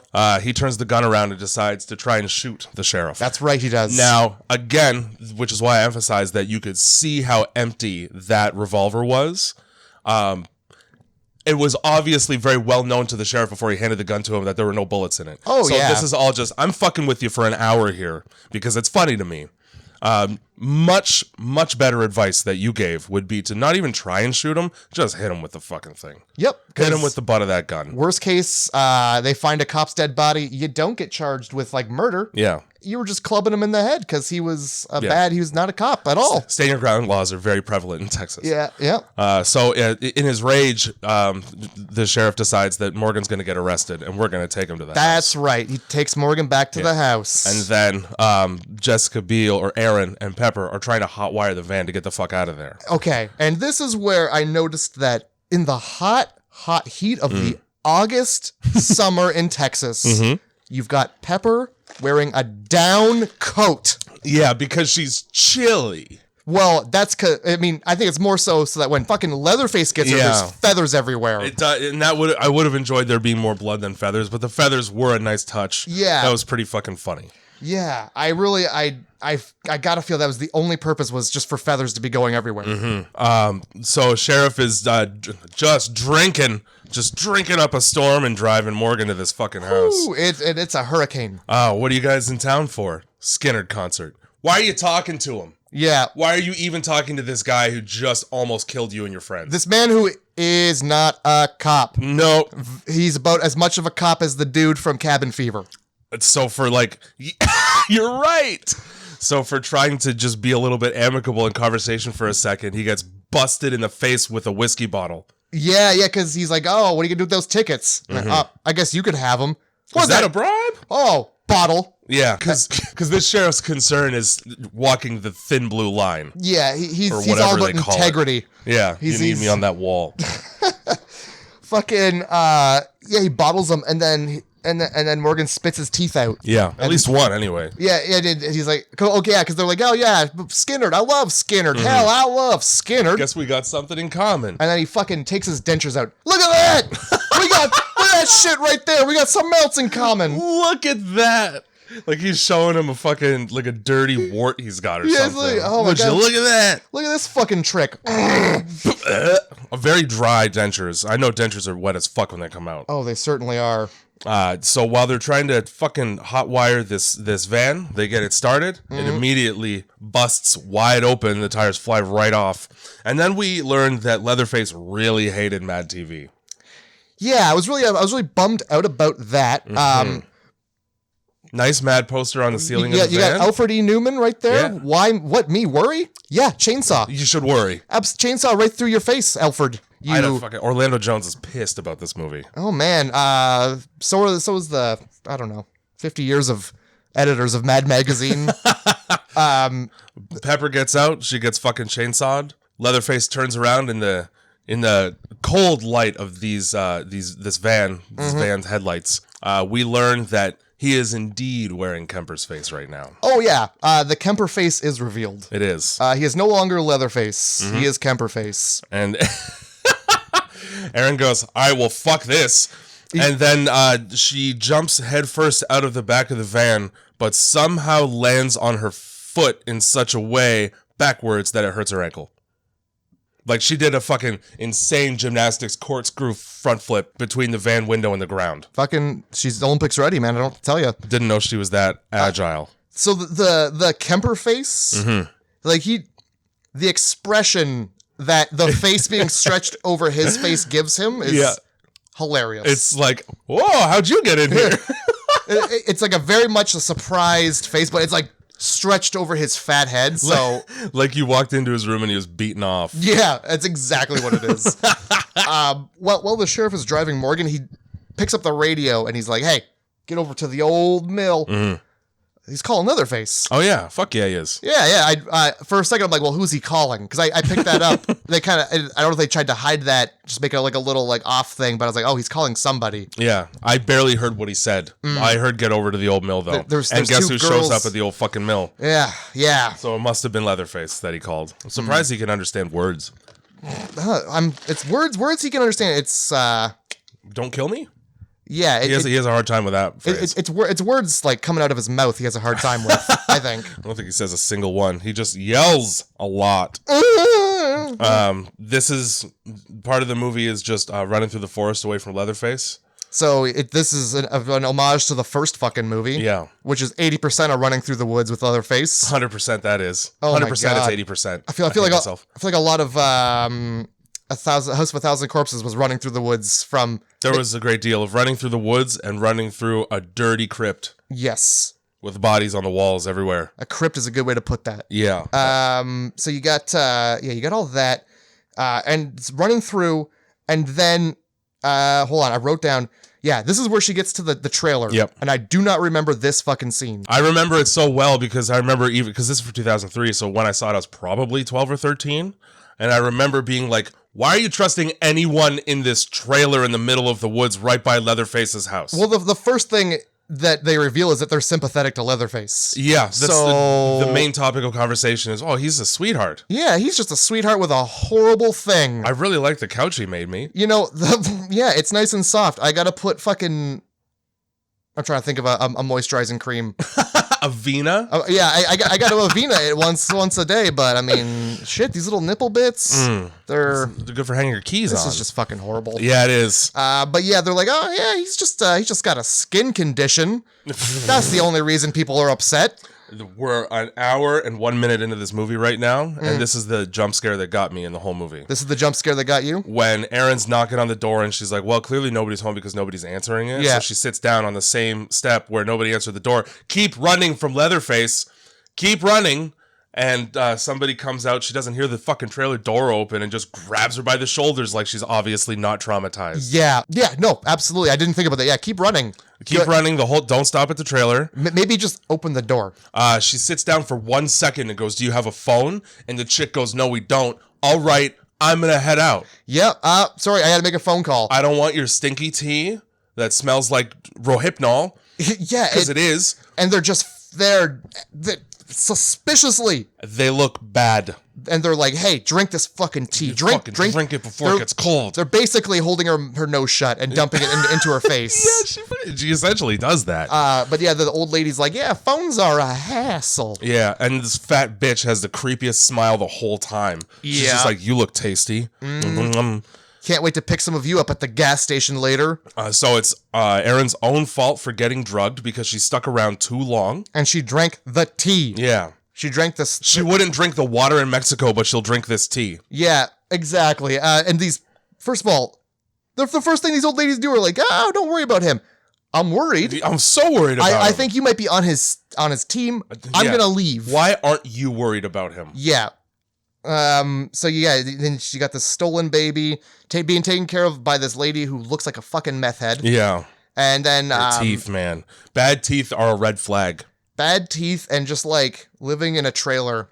I'm living in a trailer and looking like that. Yeah. And then having a stolen baby is a bad look for anybody. Especially having a stolen baby. The stolen baby is a bad. Just leave the babies. It's already clearly a stolen baby because that's the only character in the whole movie that's got blonde hair. Didn't pick up on that. So, yeah, it's obviously not your baby. Also, what are you going to gain from yelling, you stole that baby at the baby thief? Oh, you're right. I better put him back. No? Yeah, you're kind of in their world right there. You sure are. And so's that baby. Fuck it. As well, she's more concerned about that than the fact that the phone's ringing. Yeah. Although the phone she's fucking sure is ringing. She's like getting woozy from the what do you call it? Whatever drugs they have. Yeah, I don't know. I assume it's like cat tranquilizer because you got to do something to pass the time. The chamomile. It's pronounced ketamine. Oh, so shit. Fucking yeah, we'll just drop you off right with Leatherface here. How's it going? Or I guess not quite with Leatherface yet, but just let's take her back to the house and fuck around with her. Yeah, they get woken up by the fucking sheriff dumping beer in her face while he sits there with her head between his legs. And he's wearing no pants. No pants. Not a pant in sight. It's not quite revealed until afterwards where he's like, oh, thanks for ironing my pants. Yeah. But like, you can see his hairy thighs. You can. And the fact that she's at dick height. Yeah, there's nothing underneath that sheriff's blouse. No. Maybe you'd like to stay for dinner. I wouldn't like to stay for brunch. No. Even if it's mimosas, I'll take mine to go. Mimosa Monday on the road, please. Leatherface, they call up Leatherface to get this fucking shit dealt with. That little boy is just watching and not really doing a whole lot to be helpful, but I understand. That kid could have gone to the cops at any point. Also, that kid's grandma hates that kid. Oh, yeah. Stay outside with the dogs. Huh. That's why he lives in a mill. Well, he's probably a bastard. He's probably the one that isn't inbred. Did you see his mouth? Well, that's not an inbred thing. I think they should have just got him braces as a kid. I mean, it's Texas in the 70s. I don't they think should there have was... just stuck a couple toothpicks in his mouth to straighten his teeth out. That's the best they probably could have hoped for. So Leatherface grabs her and trucks her head off of the fucking hallway down the stairs into the basement. Oh, yeah. He just heaves her down some stairs and he's like, well, that's where you go. I won't worry about this for now. Yeah. Then the dinner's first almost fucking ready. Yeah, I'm hungry. The first thing that fucking Erin sees is like a gnarled hand and a jar of petroleum jelly. What's the jelly for, Thomas? I didn't notice the gnarled hand. It was just like sitting on a mantle and then a open jelly. No! What are you using that for? Texas chainsaw sex toy. I bet you it's not just moisturizer. Oh my god. I did notice when he brings Kemper in, he fucking makes no bones about taking 2 fingers of petroleum jelly for what reason? I don't know if they ever show exactly what the jelly was for. Oh, what was the jelly for? Oh, Kemper's hanging upside down with his mouth open. What was the jelly for? And then sees Andy, Jesus pose, above the piano. He's T-posing. And I don't know how good of friends these two people were when they were just on a road trip, but I'm inclined to assume not that good of friends. Oh, no. Because Erin tries 1.5 times to save him from the meat hook before going, all right, I'll stab you to death. Well, no, he's like, hey, Just kill me. Yeah, and she barely contemplates it. She takes 6 seconds. Yeah. And she like, no, I don't want, actually, you know what? I found one, okay. I could probably do this for you. Where am I going to find a knife on such short... Here we go. Look around. And then, just one stab and he's done. Yeah. People die real quick in this movie, weirdly. They do. From things that you wouldn't die quick from. But then you got this old man who's got no legs. I assume the family ate the legs. Times are hard. I got to assume like times are hard. It's the 70s. Clearly, it's hot. Cows are scarce. The town is out of business. Yeah. So it was probably like, there's no cows this season. Mm-hmm. Well, I'll start with the left one. Well, you've seen the meat available in the area. Yeah. You're gonna get maggot mouth. You're gonna get take some legs instead. It's just extra chewing. You just gotta chew the maggots. Part of me wants to say that the fucking fact that he's got no legs is like a little callback to Texas 3 because Matt McConaughey has one and it's hydraulic. I watched the trailer for that, by the way, and it looks fucking amazing. Oh my god! And when I say hydraulic leg, I mean he's not in a wheelchair. He's got like air and pistons for one leg as a brace. He's got a RoboCop leg. Yeah. I love it. Sick. He's got a T-1000. I don't know how the fuck you found that technology in your backwoods podunk piece of shit town. The 90s were a special time for movies, I tell you. Sure, you can just do anything. You get away with it. So, she kills Andy and then finds Morgan in a bathtub who had been previously hung on a hook because he's got a big old hole in his back. Yes. Don't know why he got off easy. Well, I think we were entering the curing stage. Or we had just passed it. Okay. You know, because he fucking salts that leg on Andy and then leaves him hanging there. Maybe he's only got one useful hook. Hey, maybe. Morgan was on that hook, and then it's like, well. Hey, fucking could be. Could very well be. He's hot swapping, and then you go in the ice bath, and then you get back up on the hook. It's a whole treatment thing. Yeah, that meat's going to be so tasty. He's probably like some kind of holistic healer down there. It's like Kobe beef. He's got the secret to eternal youth. And it's getting meat hooked in the back. Oh, yeah. It really unlocks the youth. So the whole time she's like running around, she kills the guy and she's helping the other guy. Mm-hmm. Leatherface is watching through the biggest crack in the floor. Yeah, how do you not see like the light be obscured by his giant leather face? Yeah, look up. He's blinking. Like it's just very much this house is rickety. Yeah, it is. And how is it standing? How is it not it's condemned? Such a good question. This house should have been condemned so long ago. The floor is covered in water. Like the basement's flooded. Mm-hmm. You see the outside, it's garbage. There's a fucking hidden tunnel system. Yeah, you're telling me there's no foundational cracks? This place probably collapsed after like a week after they shot this movie. Oh, I wouldn't be surprised. We get the kid coming back to be a little bit helpful in the basement here by showing him the way out. Old Jedediah. The way out is apparently a people under the stairs maze. I fucking hate that movie. Oh my god, I almost put it on the list of recommendations for this week. Oh shit. I didn't because I also don't like it. Okay. There's a guy in a gimp suit with a semi-automatic shotgun blowing holes into walls. I don't remember that movie being scary. I know. It's Wes Craven, so it's supposed to be, but it ain't.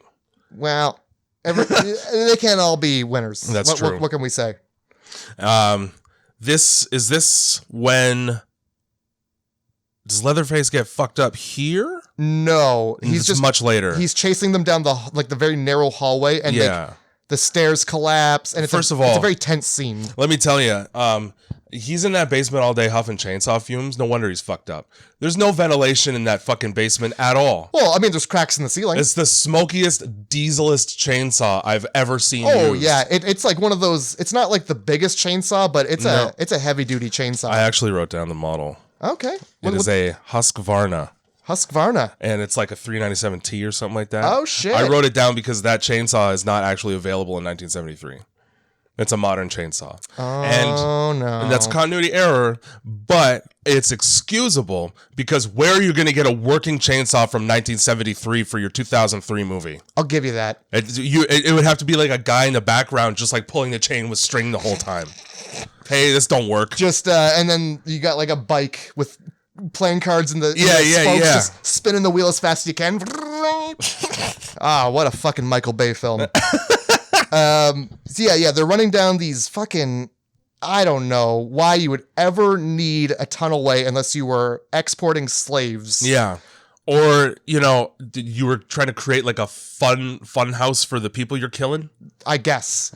But they get out. Jedediah helps him out, and for that he was supposed to be chainsawed. But they were like, "Nah, let's not kill the child." Nah, let's have this 6'5" man truck him in the face across the room instead. A little better than being chainsawed.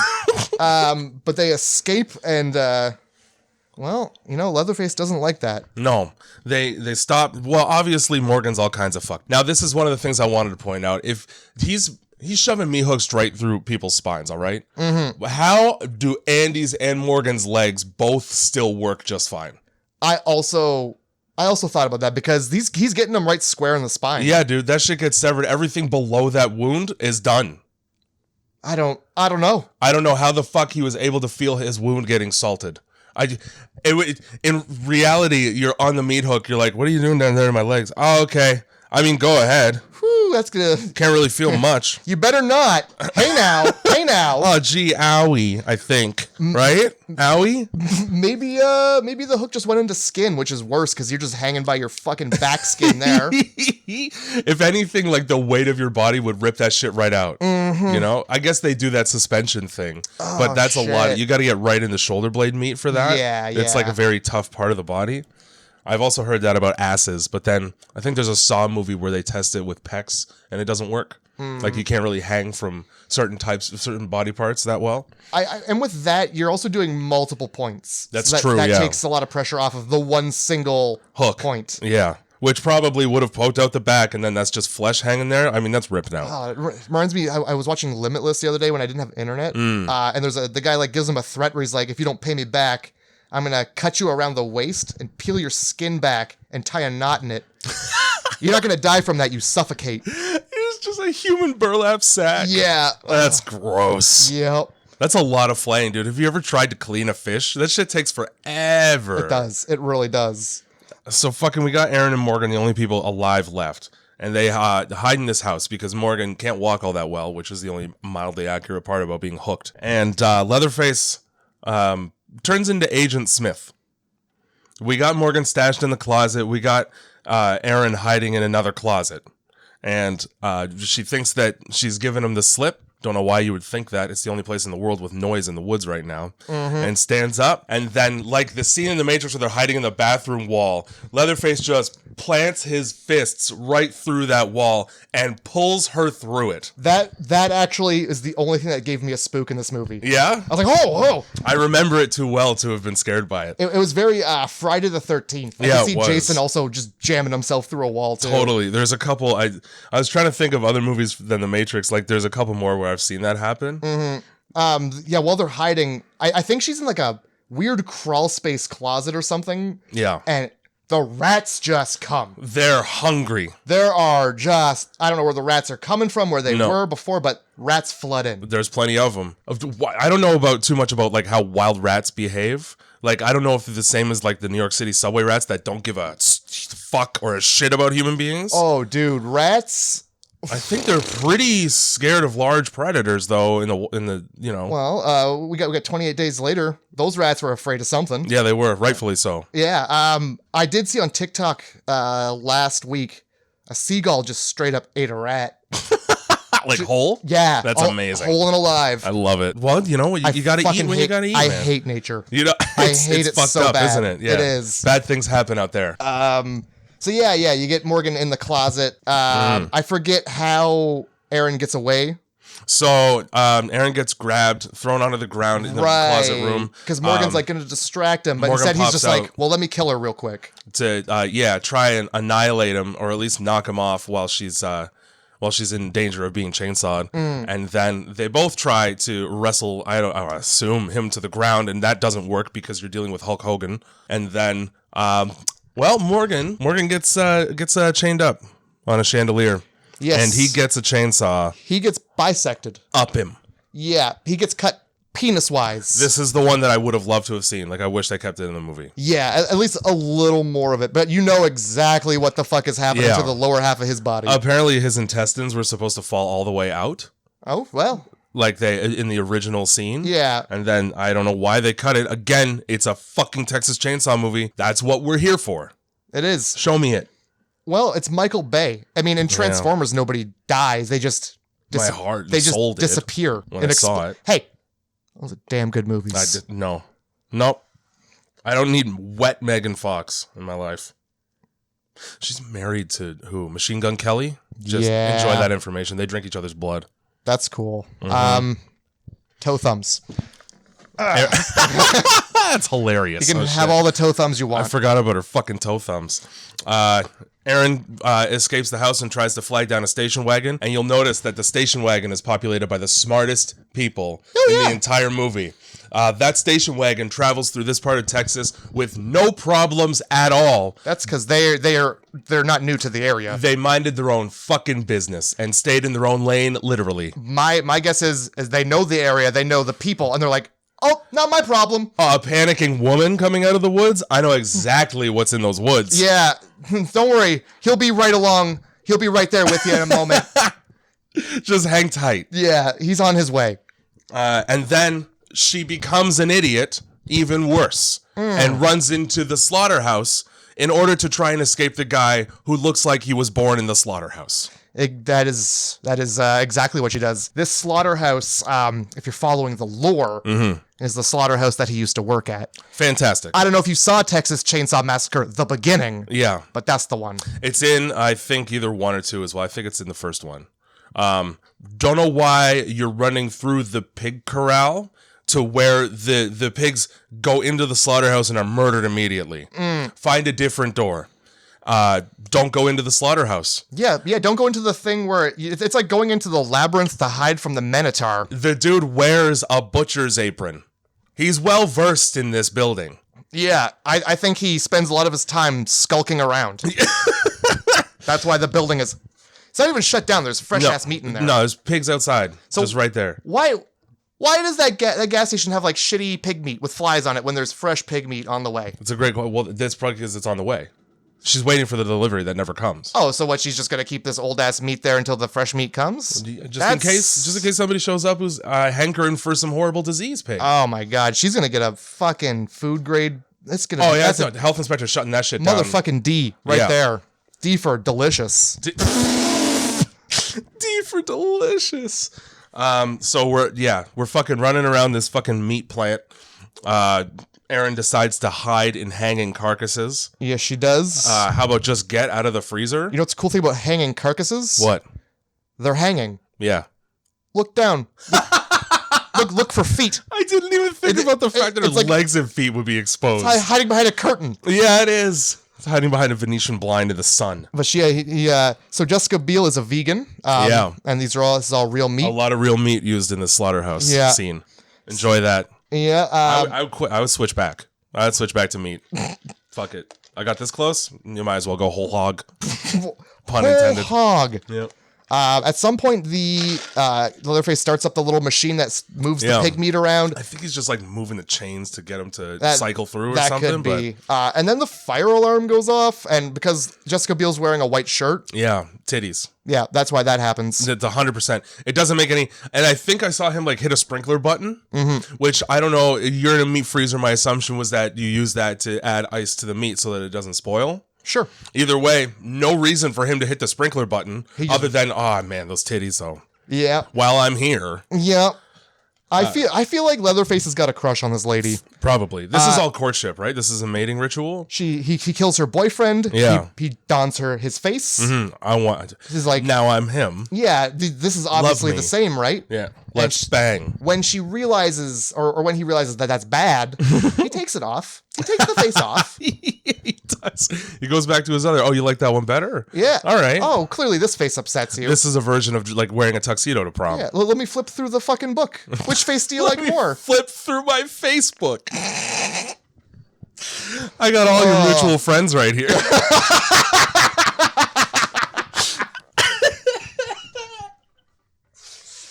Oh shit. Holy shit and fuck. Oh my god. You know he's got Facebook. Yeah, well, fuck He's the only one on there.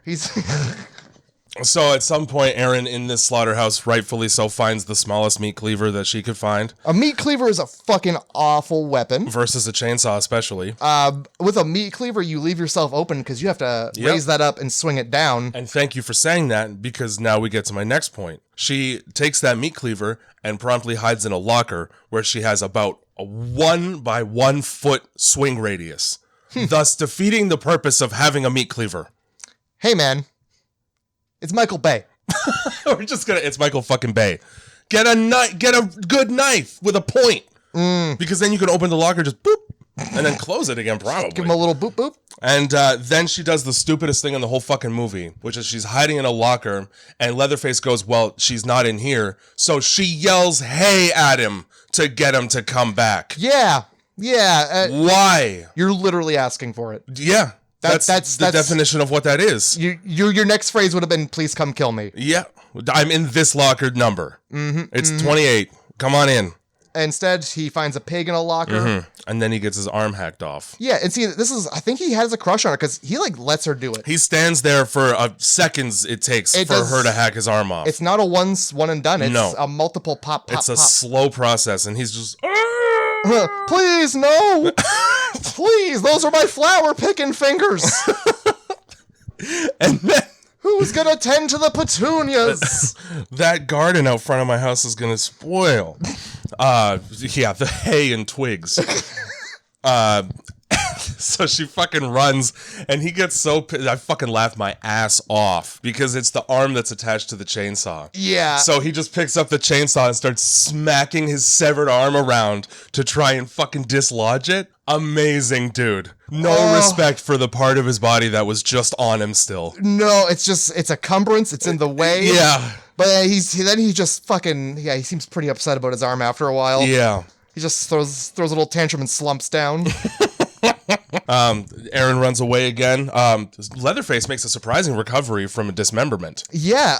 Because he's just like right behind her suddenly. So, how much gasoline's this chainsaw got? Way too much. Because, like, first of all, this guy, chainsaw expert, cold starts that thing with one pull every time. There's maybe one time where it doesn't. Yeah, if when they're climbing up the stairs out of the basement, he has difficulty for half a second. But like, how the fuck do you start a chainsaw with one arm without like stepping on it? It's like loading a double-barreled shotgun one-handed. You use the weight of gravity, so it's impossible, is what I'm saying. Okay, well, I was gonna say maybe he like lets go and grabs the pull thing. You would have to. You'd have to drop it, grab the fucking pull string, and then let it hit the ground, and then grab it. I feel like he does that in Mortal Kombat. That's like one of his like he's walking in and he just like cold starts it with one hand. It very probably is. And so like it's just Evil Dead now. We're just watching Evil Dead. Exactly. Leatherface for some reason, even though he's a farmer who deals with pigs all day and humans, long pigs as they're called, for real, can't navigate a barbed wire fence with 2 lines of barbed wire on it. No. Hates that. Well, he's only got one arm, right? And now he's only got one fucking leg, sir. And one's holding the chainsaw. Yeah. The other one would be, he's probably thought like the ghost sensation, I'm going to move that barbed wire out of the way. Whoops, I cut my femoral artery. Yeah, and that's cool, though. It was right on the inside of his thigh where that is. Yeah. And it's a chainsaw, so you know you're bleeding out. But no, it's cool because he's 600 pounds. He's 300 pounds, 6 foot something. Yeah, he doesn't need the leg. And then, he has no problem really walking on the leg, I notice, after that for the brief time we see him. Yeah, he's got that, like, good hobble that he gets in the original movie. Erin flags down a truck, and immediately, like I said before, fucking just lets her guard down despite what she's been through. Yep, just throws up 1,000 red flags for this trucker, so much so that he stops at the place she begged him not to. Yeah, because he can't handle her hysteria. Yeah. Maybe a little bit more calmly. You're right. You're not doing yourself any favors by freaking out your only escape. Use your words. Yeah. Take a breath. Use your words. Hey, maybe this isn't the place we should stop right now. Hillbilly murder family, understandable. Yeah. You tell me that's there? Yeah. Next town over for sure. Don't trust that cop car. It's got a guy in it who likes to finger bodies. He sure does. I don't care how gross of a trucker you are. Oh, I don't like that. I don't know any truckers who, despite the fact that you're picking up hookers in like on an en route, I'll stop at the corpse though. That's everybody's got a limit. Yeah, and a lot of the time they're just like, well, that's that. I'm not fucking with that. So like doubly egregious because she promptly forgets that screaming in the face of the driver isn't a good way to get the car to stop the way you want. No, or go the way you want. This trucker sees the sheriff's, I assume, car out front. And that's why he stops there, because he's trying to get fucking police help. She fucking leaves the truck because she doesn't trust anything. Thank God, it's like the one smart decision that she made. Finally. And then promptly undermines that by risking going in to where this gas station is, where this whole family is, because they're distracted briefly, just to get a baby. A baby she has no connection to. And, does she really know that the baby's stolen? That's a good point. It might just be a very clean baby. The only proof she has is the fact that there's a photo and there's a baby in that photo. Yep. They definitely changed shape. I don't see her holding the photo and be like, that's the baby right there. That's the baby. No. I'm a child abduction criminal on a hunch. Yeah, for real. So she steals that baby. Yeah. And then, good. You get the scene of her trying to hotwire. I got mad because I was like, there's no way that hotwiring a truck is the same as hotwiring a fucking van, number one. And number two, you can't drive air brake. Yeah. So you're stalling it immediately. But as it turns out, it's the sheriff's vehicle that she's hotwiring. Yeah, and then the old switcheroo. Promptly fucking mangles poor Arlie Ermy for just trying to feed his family. And when it comes down to it, that's it right there. Yeah. She triple taps him. Oh, she does. And you know what's really funny? 1, 2, 3 people just watched that happen. Yeah, they were right outside. The old bitch is still in the raincoat, probably. Yep. Trucker, they're all outside. Yeah. And then just a whole lot of nothing. Yeah, and they just watch that happen, and she peels off. She does. Hard piece. And then we get the end scene, which is really just found footage horror movie of Leatherface. Mm-hmm. Brief. Yep. But not bad. He does show up at the ending for a brief second where he hits the car with a chainsaw. Yes, he does do that. And then he spins around and goes, "Ah!" So I was mad because in the original movie, there's a lot more spinning around with a chainsaw. Yeah, there is. In this one, he just does it like one rotation and that's it. He's like doing a ballet dance. He's ballroom dancing with that chainsaw. I loved it there. So at some point, one of these Texas Chainsaw Massacre movies, he either puts a lady's face on or he puts on makeup. Which one is it? Texas 3. But like, is it a lady's face? It's very hard to tell if it's a lady's face or not, but there is a scene where he's applying lipstick to it. Disgusting. Matt McConaughey, hydraulic leg. I haven't seen that one. I watched the second one and I was like, this is enough. We're going to have to watch that at some point. Oh, Jesus. Because it's fucking crazy. We'll have to watch every single one of them. I mean, I'm not watching every single one of them. You could eat shit. I mean, there's one literally called Leatherface, and I think that's the one where the woman fingers a body's mouth so that she could jill off with it. Here's the thing. Say what you want, but we're gonna run out of movies to podcast soon. Soon? There's like 5,000. I mean, eventually. Yeah. Eventually, we're gonna run it, and we're gonna have to. I know. So I'll put it out for as long. I'll be 60 years old by that happening. All right, just fine. Keep your wits about you. I'm gonna sneak it in there. So that's Texas Chainsaw Massacre 2003, guys. 2003. What on earth out of 10 would you rate this movie? Honestly, yeah, 7.5, 8. Dude, it's pretty good. I had a lot of complaints, but 7.5 as well. Yeah, because even with the dumb shit, it's in service of a hilarious movie that's fun to watch. Oh, yeah, absolutely. So fuck it. Saw it when I was far too young to see it. Oh, yeah, man. Still great. Still great. Couldn't comprehend half the shit I was seeing probably at that age. A chainsaw it's a scary thing. Mm-hmm. This movie makes it a scary thing. Yeah. And, like, just the idea of a chainsaw being used for something other than wood. Like, if we're not watching Scarface, where he gets fucking cut right up the middle, penis-wise there, too. And the same thing, he's hung from a shower by handcuffs. Oh, my God. They cut him right up the... You know what's fucked up?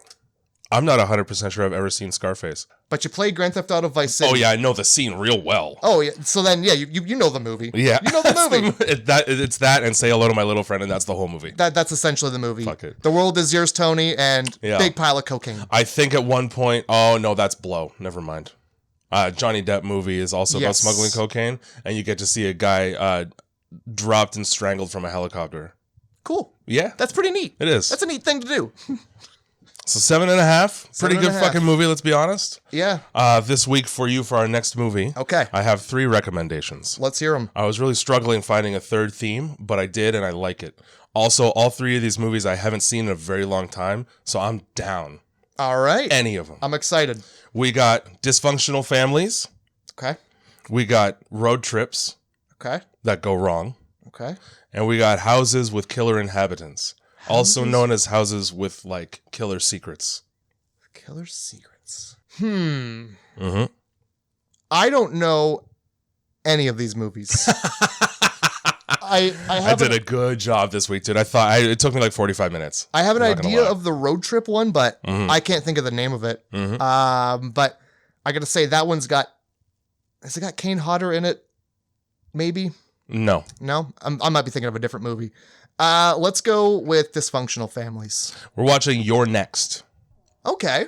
I don't know if you've ever seen it or not. I've heard of it. It's been a very long time. Okay. All right. So You're Next. What's the year? Do you know? 2011. Cool. All right. Something more recent. Something like that. Yeah. Well, we went 03. After the last movie that was in the 80s, I wanted to take a break from the 80s. Yeah. Winter Beast. Yeah. We'll keep things some modern movies. Yeah. Sprinkle in a few of those. The other two options for road trips, I had The Hitcher. Maybe that is the movie I'm thinking of. It's so there's one from the 80s, but then there's a one from 2007 with Sean Bean. That's the one. I was thinking Kane Hodder, but the one in the 80s might have Kane Hodder in it. I don't know. No, I think I just mistook those two. Okay. And then the houses with killer inhabitants, it was going to be Black Christmas. Don't think I've seen that one either. Oh man. I'm stoked. All right. We're good. Shit, we got You're Next. Yeah. Next, You're Next. That's the podcast. It's fucking hot in this room. It is, man. Another 2 hours down the drain. You're welcome. Enjoy. Hope you guys enjoyed the podcast. You got anything to end the podcast with? I always do. It's your turn. Gobbity goo. Give me the stew. It's people.